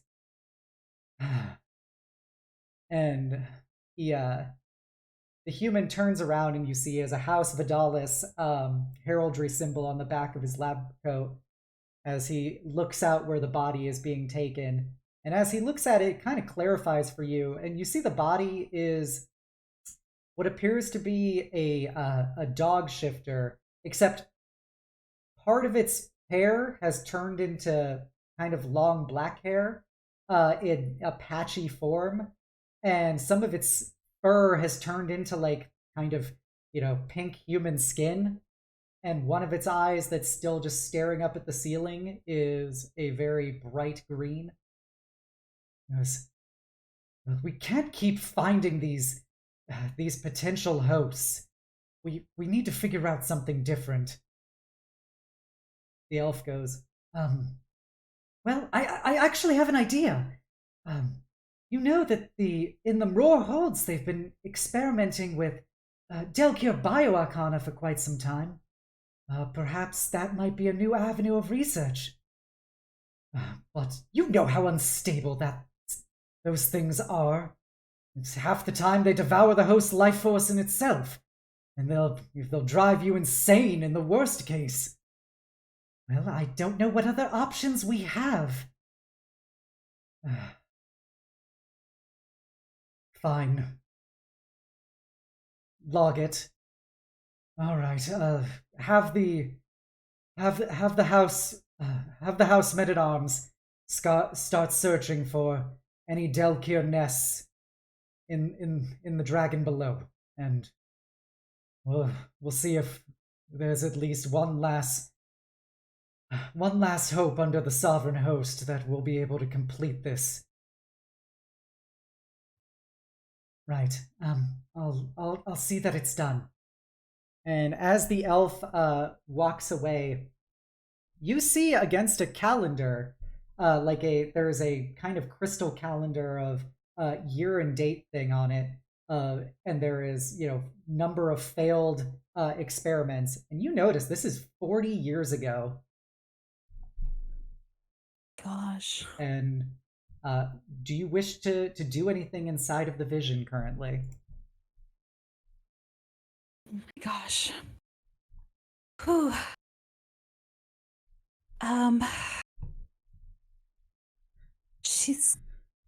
Is there any notes lying around on any of the tables? Maybe she can take just a quick glance on the top to see if there's anything of notice, anything that she might recognize? As you kind of look around, you notice you're getting a lot more interference on your vision than the previous ones you've had. It begins fractaling and kind of spiraling out the longer you're lingering in it. But you do see on one of the lab notes is presumably from that human artificer, and there is a note that is from demanding a update on Project Hope by Lord Artificer Leos DeCanneth. And I'll put that in chat. So and you know, just, this is something you're aware of because you're a smart, educated person. House Vidalis is the dragon-marked house in charge of basically mage animal augmentation. They produce like mage-bred horses that are stronger, faster, more endurance, more intelligent. They're the ones who crafted the that draconic bodyguard that the Keeper of the Flame had. And so they experiment in basically magical bioenhancement of creatures, but they've never had anything about humans or humanoids for that matter. But that's what you see. She's also gonna get as close as she can to the green crystal in the middle and see if she can get a better look. Yep. As you approach, you see what very distinctly looks like Sylvana maybe when she was 15 or 16. Although there, as you look at her, she is just floating there, and she's almost incorporeal. There is a spectrality to her, which makes it seem like she does not have a physical form inside of there.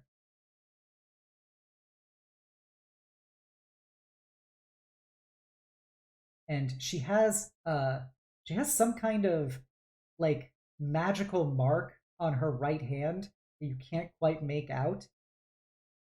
And as you lean in closer, you see her eyes flash open and look directly at you.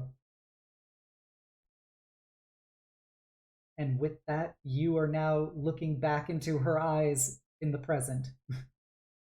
As she's kind of got a little smile to you and it's like, see?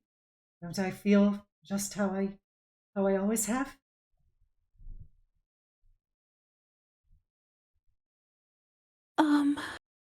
She kind of blinks, trying to get back into the right timeline for a moment, and her eyes immediately go to her right hand.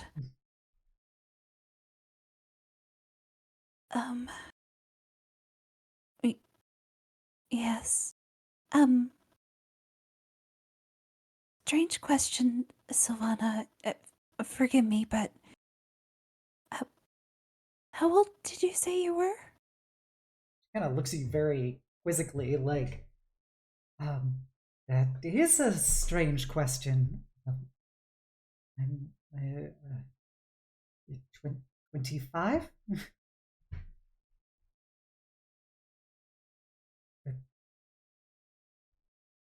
Why? Are you... It's not my birthday anytime soon. No, I just couldn't seem to remember. I'm sorry. It just came to mind. But you're right. You do look the same. I'm sorry. I didn't want you to be self-conscious. She goes, well, I never thought I had to be self-conscious about my age. No, of course not.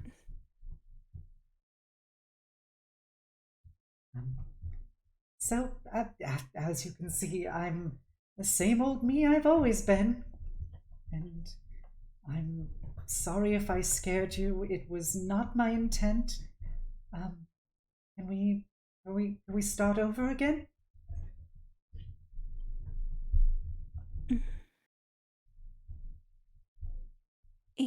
I think so, but I think we first need to address the group, what happened and what you did.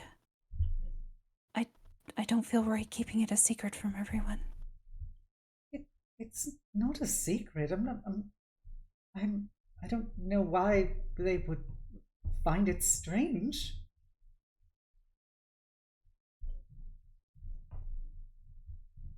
I just think it's something they should know. All right. We can talk to them about it. Maybe they'll have some thoughts that could help. I heard that Ilya was pursuing magic again, so I'm always happy to bounce an opinion off of a fellow practitioner. Yes, but before we speak to them, I want to speak to them first, and then we'll do it together. Okay? Okay, that's fine. And she, she kind of, lets go of your hand and kind of backs away from you and just smiling and stuff. It's like, that's fine. I'll be happy to do it. I'm just happy that we're that we're back to talking again. See, I'm just how I've always been. Yeah, of course. Don't ever change. You're I try not to.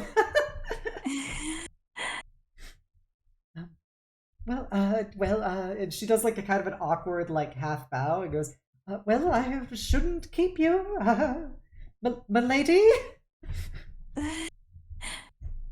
No, you're fine, but thank you. Oh, I'm sorry. I was acting funny, but we'll see you at dinner. See you at dinner. And she gives you a little wave with her right hand. She just like doesn't look away from her right hand, just keeps looking.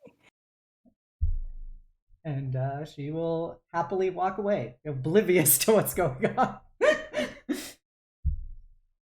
She thinks she just scored an absolute win. So, Paige, do you wish to go talk to Ilya? Yeah.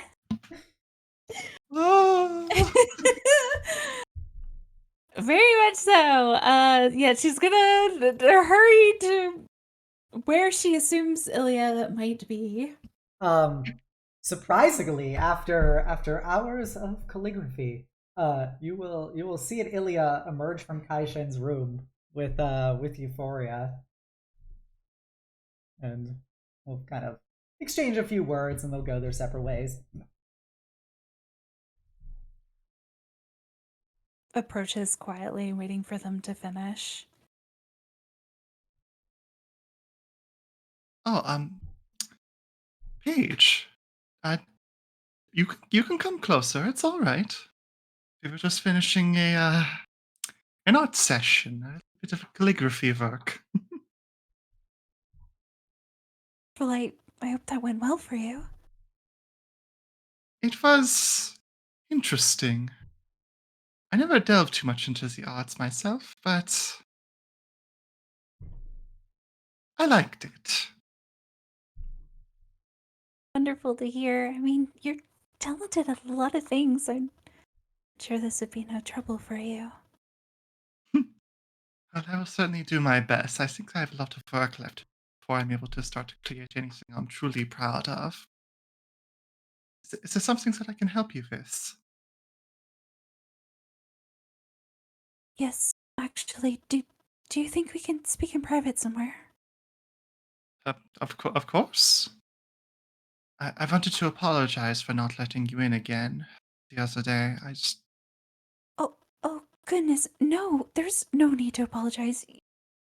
We were all going through our own sort of thing, and we have ways of dealing with sadness. I don't hold it against you, I promise. Ilya's just going to kind of walk up and just give Paige a big hug and say, we're all here for each other. It's okay. Oh, God. In OBS. So as Ilya is hugging you, saying we're all here for each other, Paige, you have another time vision. Yeah, let's go. So as you're being hugged, you blink and you get that feeling of vertigo as you're on a beach, like a beach at sundown, and you see what is clearly a younger Ilya to a degree. And she is laughing with a very attractive white male dragonborn. He's more on the humanoid side with his scales and draconic features more muted than the full Malral dragon head. But he does have his long flowing white tail, and his white scales are almost like freckles. And they're laughing and they lean into each other on the beach, and they have a little kiss at sunset. And as they're doing such, you feel the wind kind of heat up a bit near you, Paige, and you smell very distinctly like smoke. And as you feel this and sense this, you see Illya and the Dragonborn kind of look up, and they look towards a what appears to be kind of a manor estate in the woods near the beach. And you can see that there are fires coming from that estate, and they start running towards it. And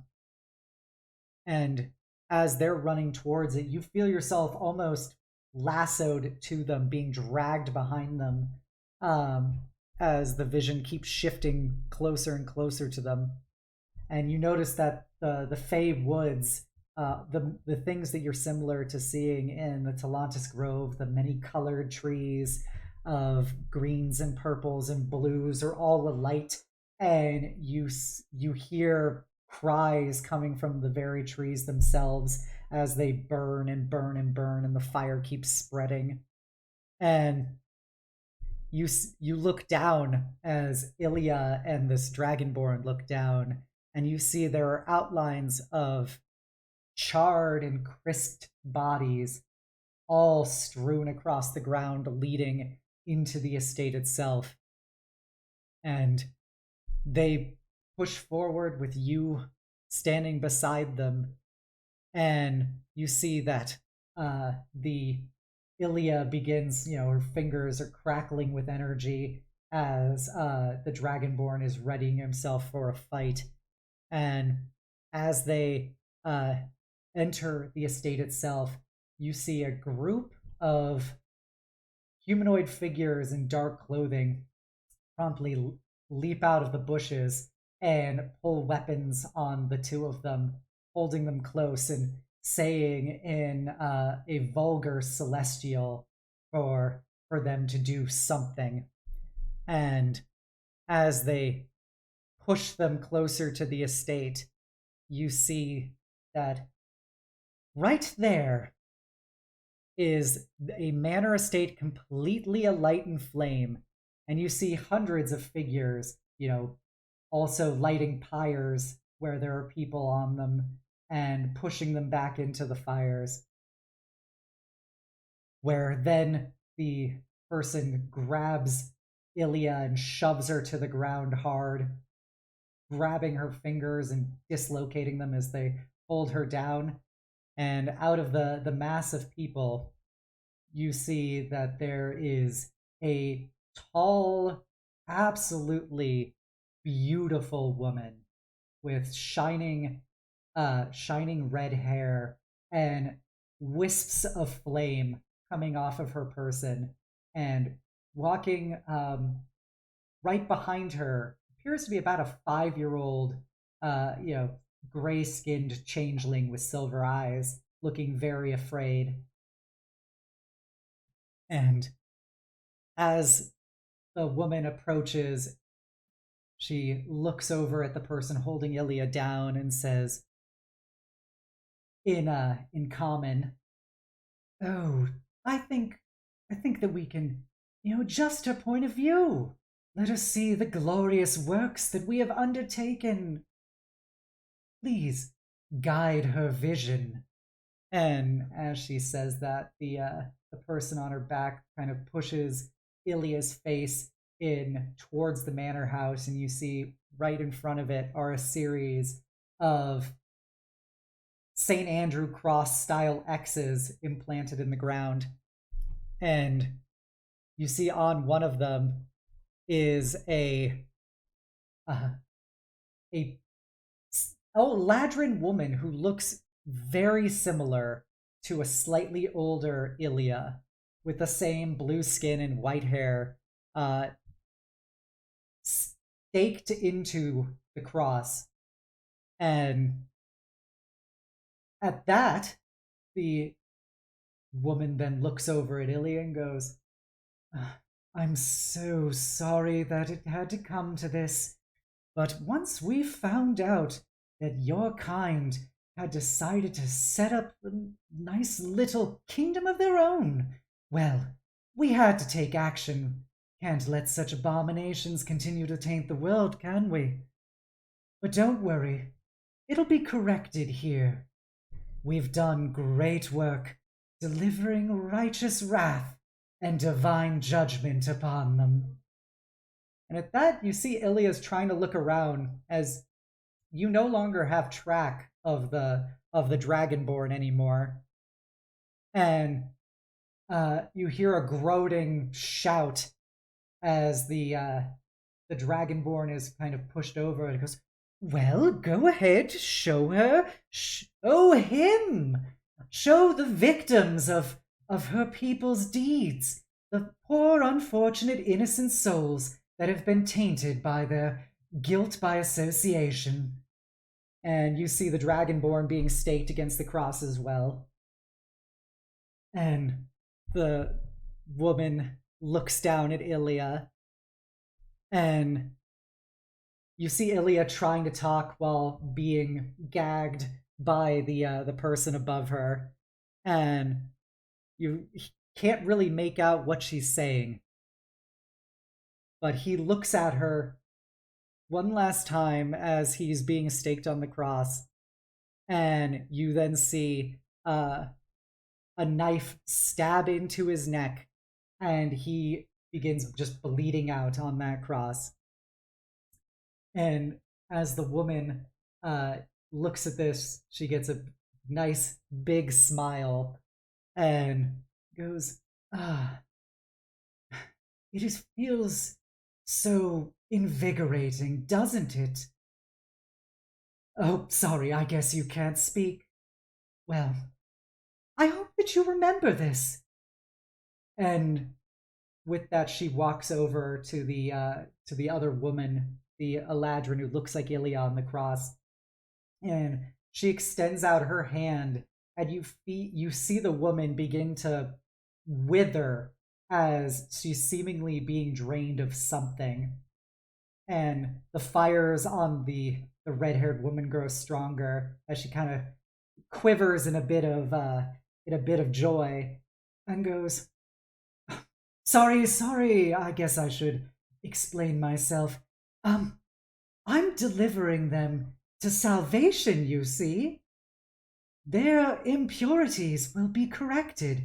No longer will they taint this world, and they will return to wherever whence they came, and those that don't belong there, well, I'm sure that I will be sure to steward their souls in the hereafter. As the various officials then light the crosses with the people on them.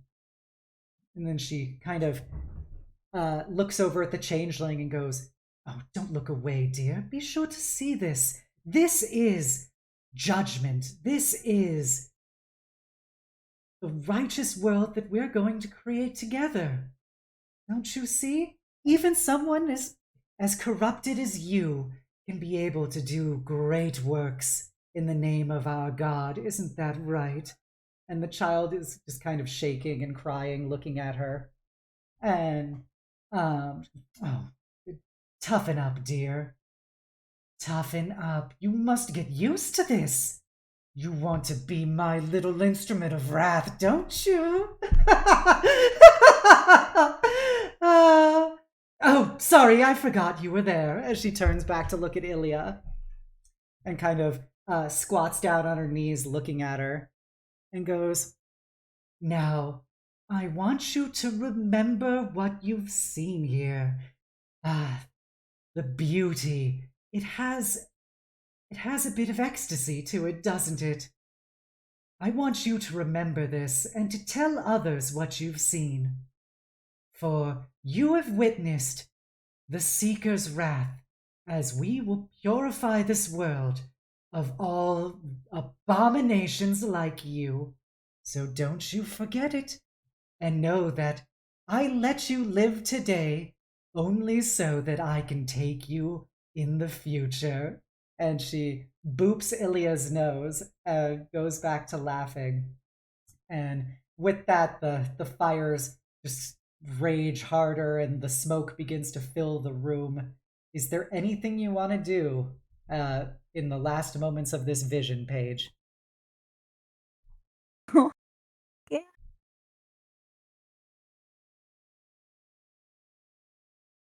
She's just going to stare at the seeker's face, trying to memorize every nook and cranny and detail about her, as well as the changeling that's beside her.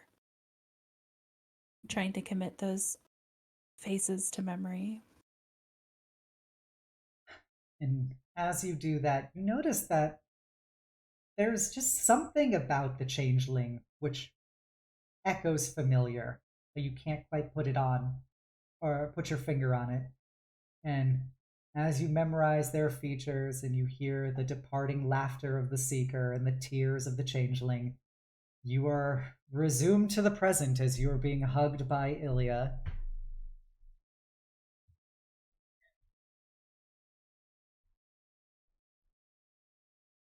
Kind of tumbles in Ilya's arms. Oh, no, don't worry. I have you. It's all right. I don't want to see them anymore. Please stop.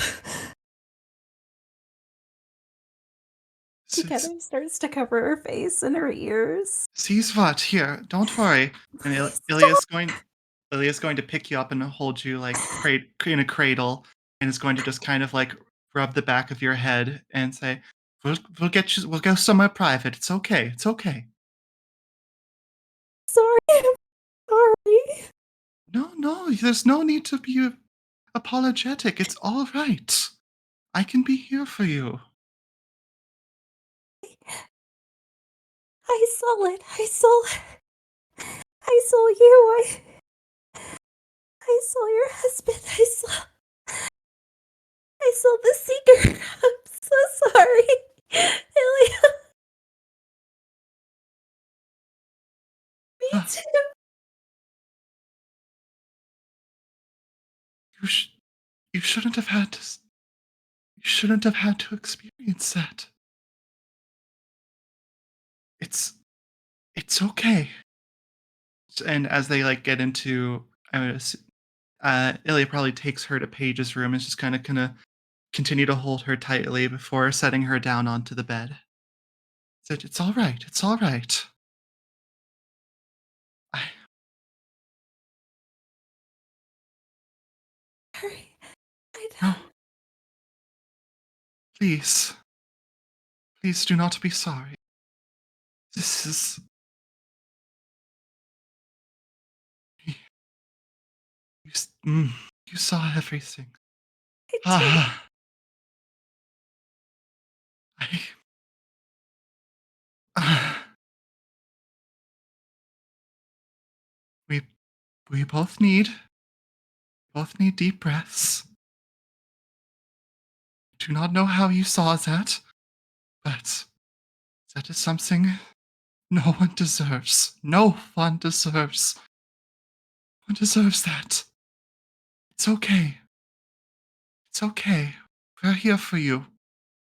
We're here for you." Happening.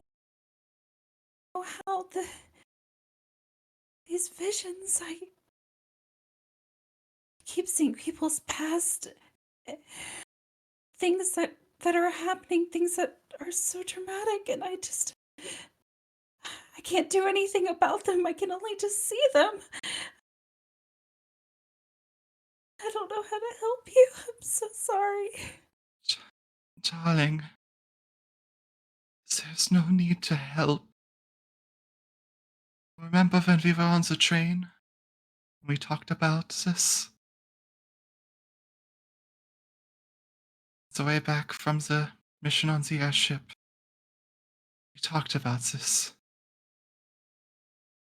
It has happened, and I am so sorry that you had to experience that. But we do our best to move on. Stay strong. I I wish I could take those visions away from you and so that you could see them no more and suffer no more, but I think that I know how.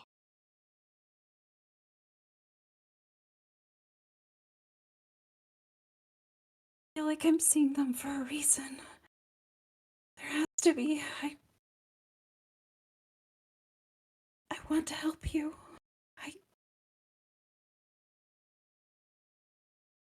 Being in my life has helped me more than any words could ever have.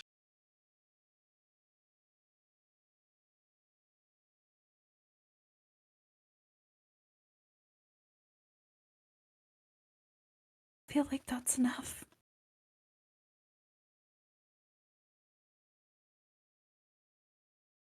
Stay with us. Stay by our side.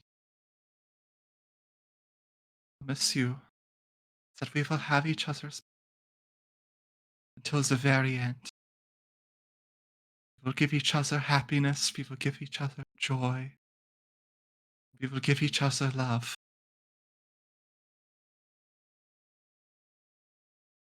It's all that I want. You, for Cess, for Juby, everyone. How can you say that when so much has happened to you?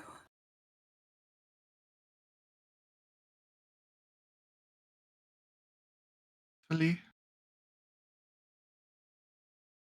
Sure. But you remember when we were at the beach? While you folks were building sandcastles, spoke to Lady Cryotrixia. She told me that it is all right to give up the hunt. Protect those deers to you. And while the people that I lost, my mother, Dokrin, and all of Shaelor Lindier, they will never come back. And I need to make sure that the people that I have now will be able to see it through. I don't have any magic words or magic ideas that will help me get through this, and believe me, I still am trying. But just know that I'll do whatever it takes to see it through.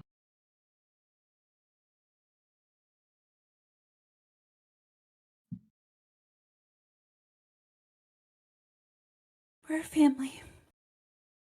And I'm going to protect that family. We're a family.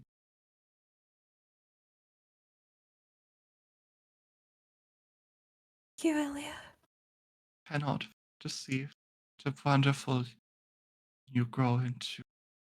You're already so wonderful already.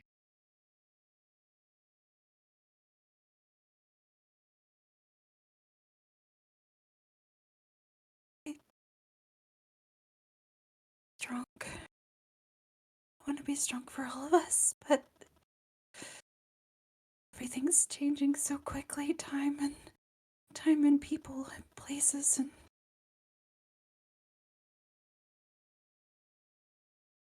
We will be. You will be strong.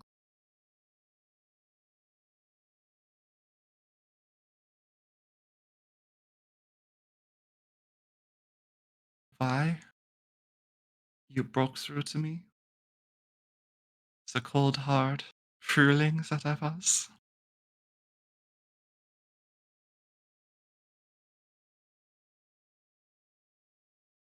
Because you were me.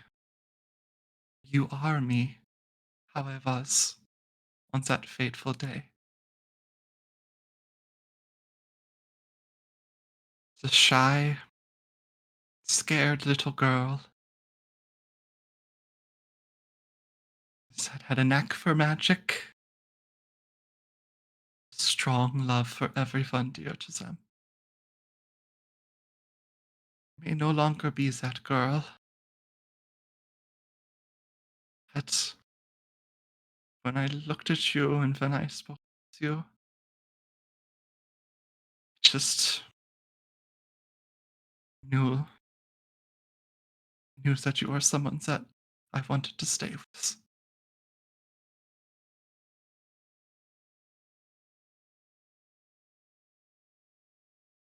Gonna continue to wrap her arms around Ilya and give her a big squeeze. Happily squeeze back. Hope I get to be just like you when I grow up. Just like me and more, I am sure.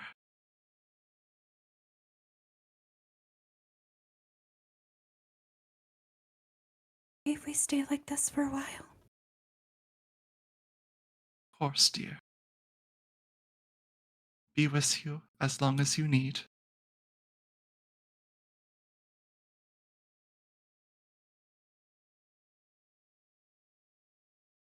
There's other things I need to talk to you about, but Those don't matter. What matters is your well-being. We have plenty of time. I'm not going anywhere. thank you, Ilya. Thank you, bitch.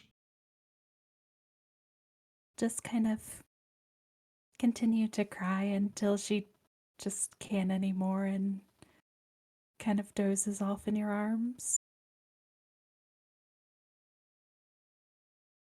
I will stay by her side, and after she's sure that Paige is asleep, is going to take take a glass, fill it up with water, leave it at her bedside, take a look back at the room, smile through teary eyes, and walk out the door, letting her rest. Okay. As you leave her to rest, Paige is blessed for a moment of not having any more temporal visions, just simply dreams, or some would say nightmares, that dance along the edges of the things that she has just learned and can now never forget. And with that, I'm actually going to do a slight change of plans here because of that incredibly heavy series of events. Are there any last things that somebody would like to do this session before we wrap it up? There's some other stuff that will come up next time, but I feel like a pretty good mark after just how much sadness just occurred. So I will do one pass around. Is there anything that someone would like to do that's comparatively short to wrap things up? Malral will go ahead and see both Euphoria and Cess to see if either one of them want to use the last sending spell that Malral has for the day. Cess would probably be a spicy choice for that, since we know what Euphoria did for the first and second with no response. I think Cess would probably be a good one to go to first on that. Euphoria only did the one. Oh, okay. So you want to go talk to Cess first? I did promise Euphoria, Okay. so I want to ask her first. Okay. But if she says no, then I will go to Sess. Okay. So go to Euphoria.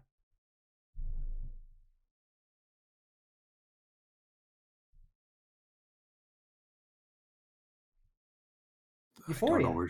where. Oh, I'm sorry. Since she already had one in, and knowing what she knows now, she will happily give the last one to Cess. Okay. Malral will nod his head and then start heading over to wherever Sess is. Okay. Like go knocks on her door, perhaps.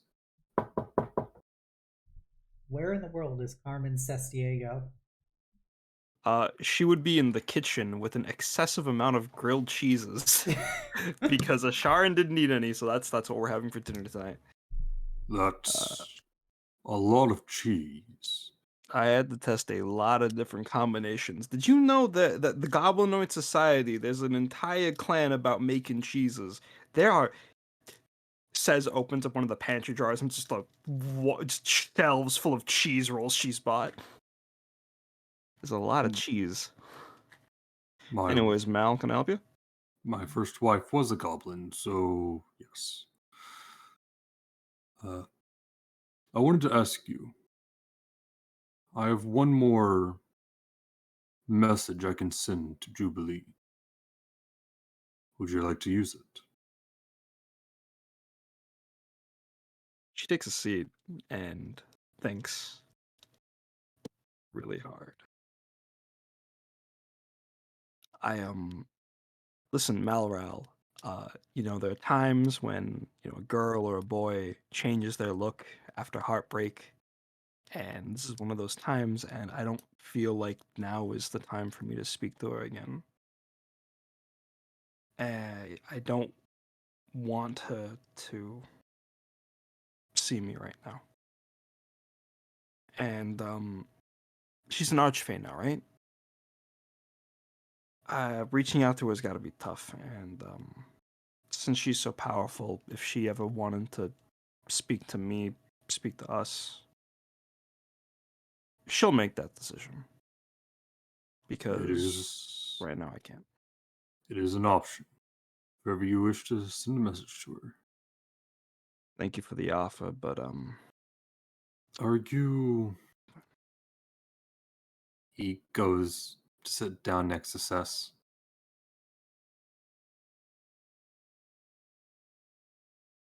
yeah, It hurts, doesn't it? yeah, loss always does. Even if it's just her getting a different career, that's how I rationalize it. But you're hurt. More. Yeah, and I'm processing that pain in a far healthier manner. I don't think you are. I'm still functioning. A cracked sword can still function, but can only suffer so much pressure before it breaks. I'm fine, Malral. Listen, I've been up and down this road before, alright? It's not like it's gonna hurt any more just because it's Juby. I just it hurts, and I gotta process the pain how I want to deal with it. Sure, it's in a more flamboyant method than how other people have been doing it, Illya locking herself in her room, Sylvana's going through something, but this is just how I'm dealing with it right now, and I don't think any amount of talking or etc. will speed it up. This is just what I have to get through right now. I know. You may be surprised. I mean, what else is there to talk about? I think I've spoken enough about it, and now I just have to sit and let it stew.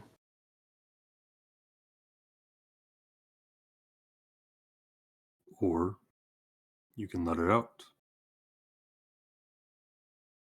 What is there to let out? She was important, and she chose to be somewhere else. I've made it clear when I talked before that it's upsetting to think about, but it's just natural for everyone to want something more than adventuring.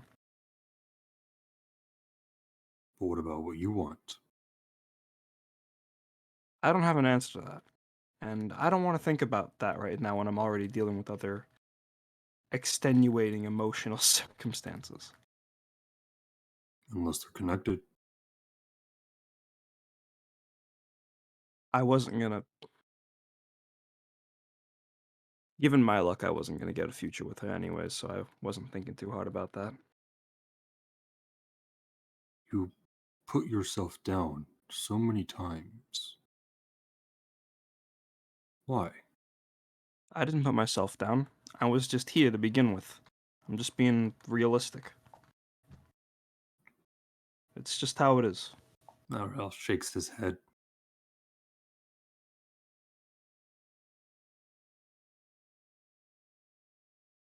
You can soar as high as you wish. You have the ability to do so. You have done so before. Is Yet that you refuse to. what do you mean by before? You don't. What point of comparison are you making here? You weren't on that job when we were literally in the skies on an airship, so I know that's not what you mean. You're not pulling a pun, you know. It's just that keyword you said, ability. Everyone's got a place to be, and I know where mine is. All right.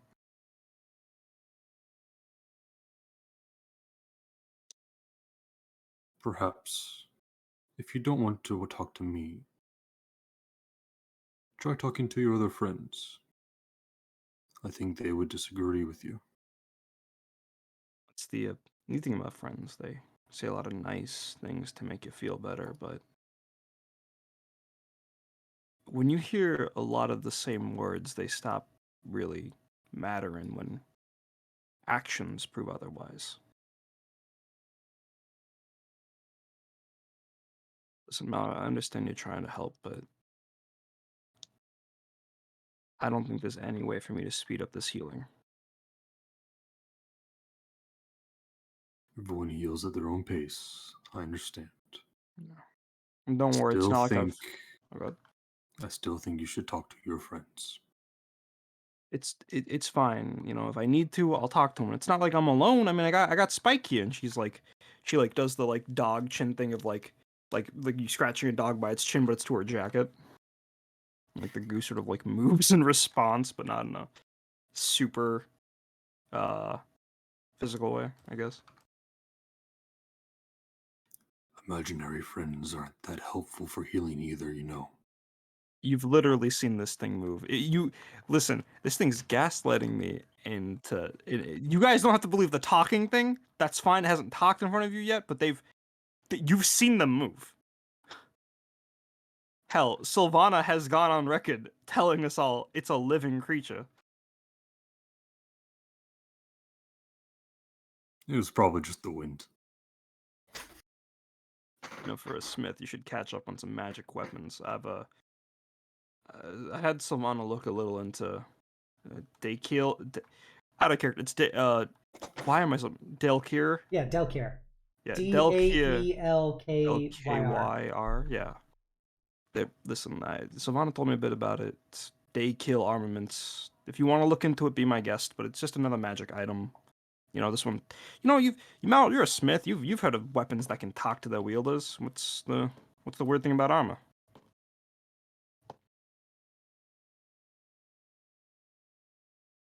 Usually, when such a thing happens, it is an old artifact, or when a person's soul is trapped inside. Never a shifting piece of goo. Well, you're comparing the internals to the externals. Just because this is the first time you've seen goo as armor doesn't mean it ain't any different from a talking sword.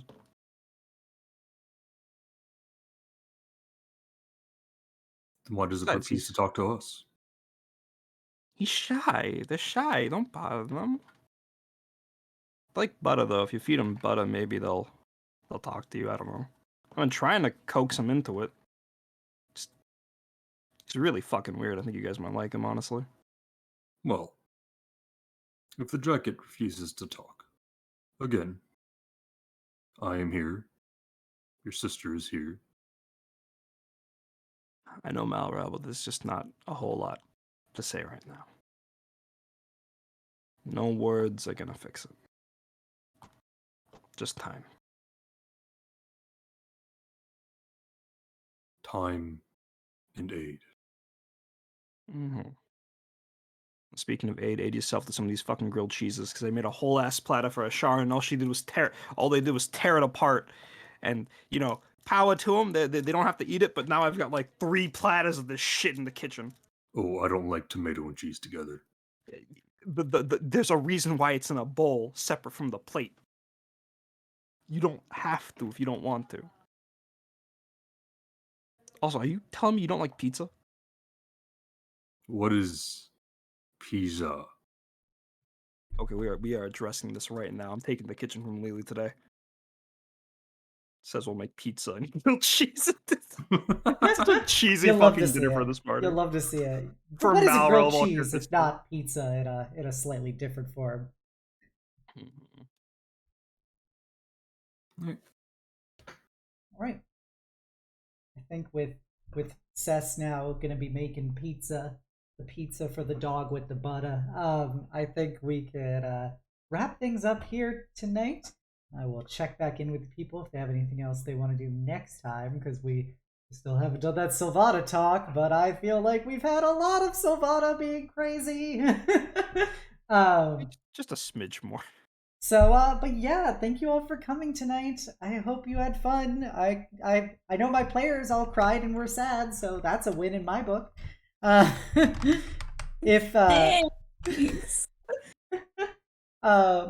If you haven't done so already, please give me a follow here on Twitch, a sub over on YouTube, a follow on Twitter. You can join my Discord, the Eternal Citadel, be a part of my incredible community.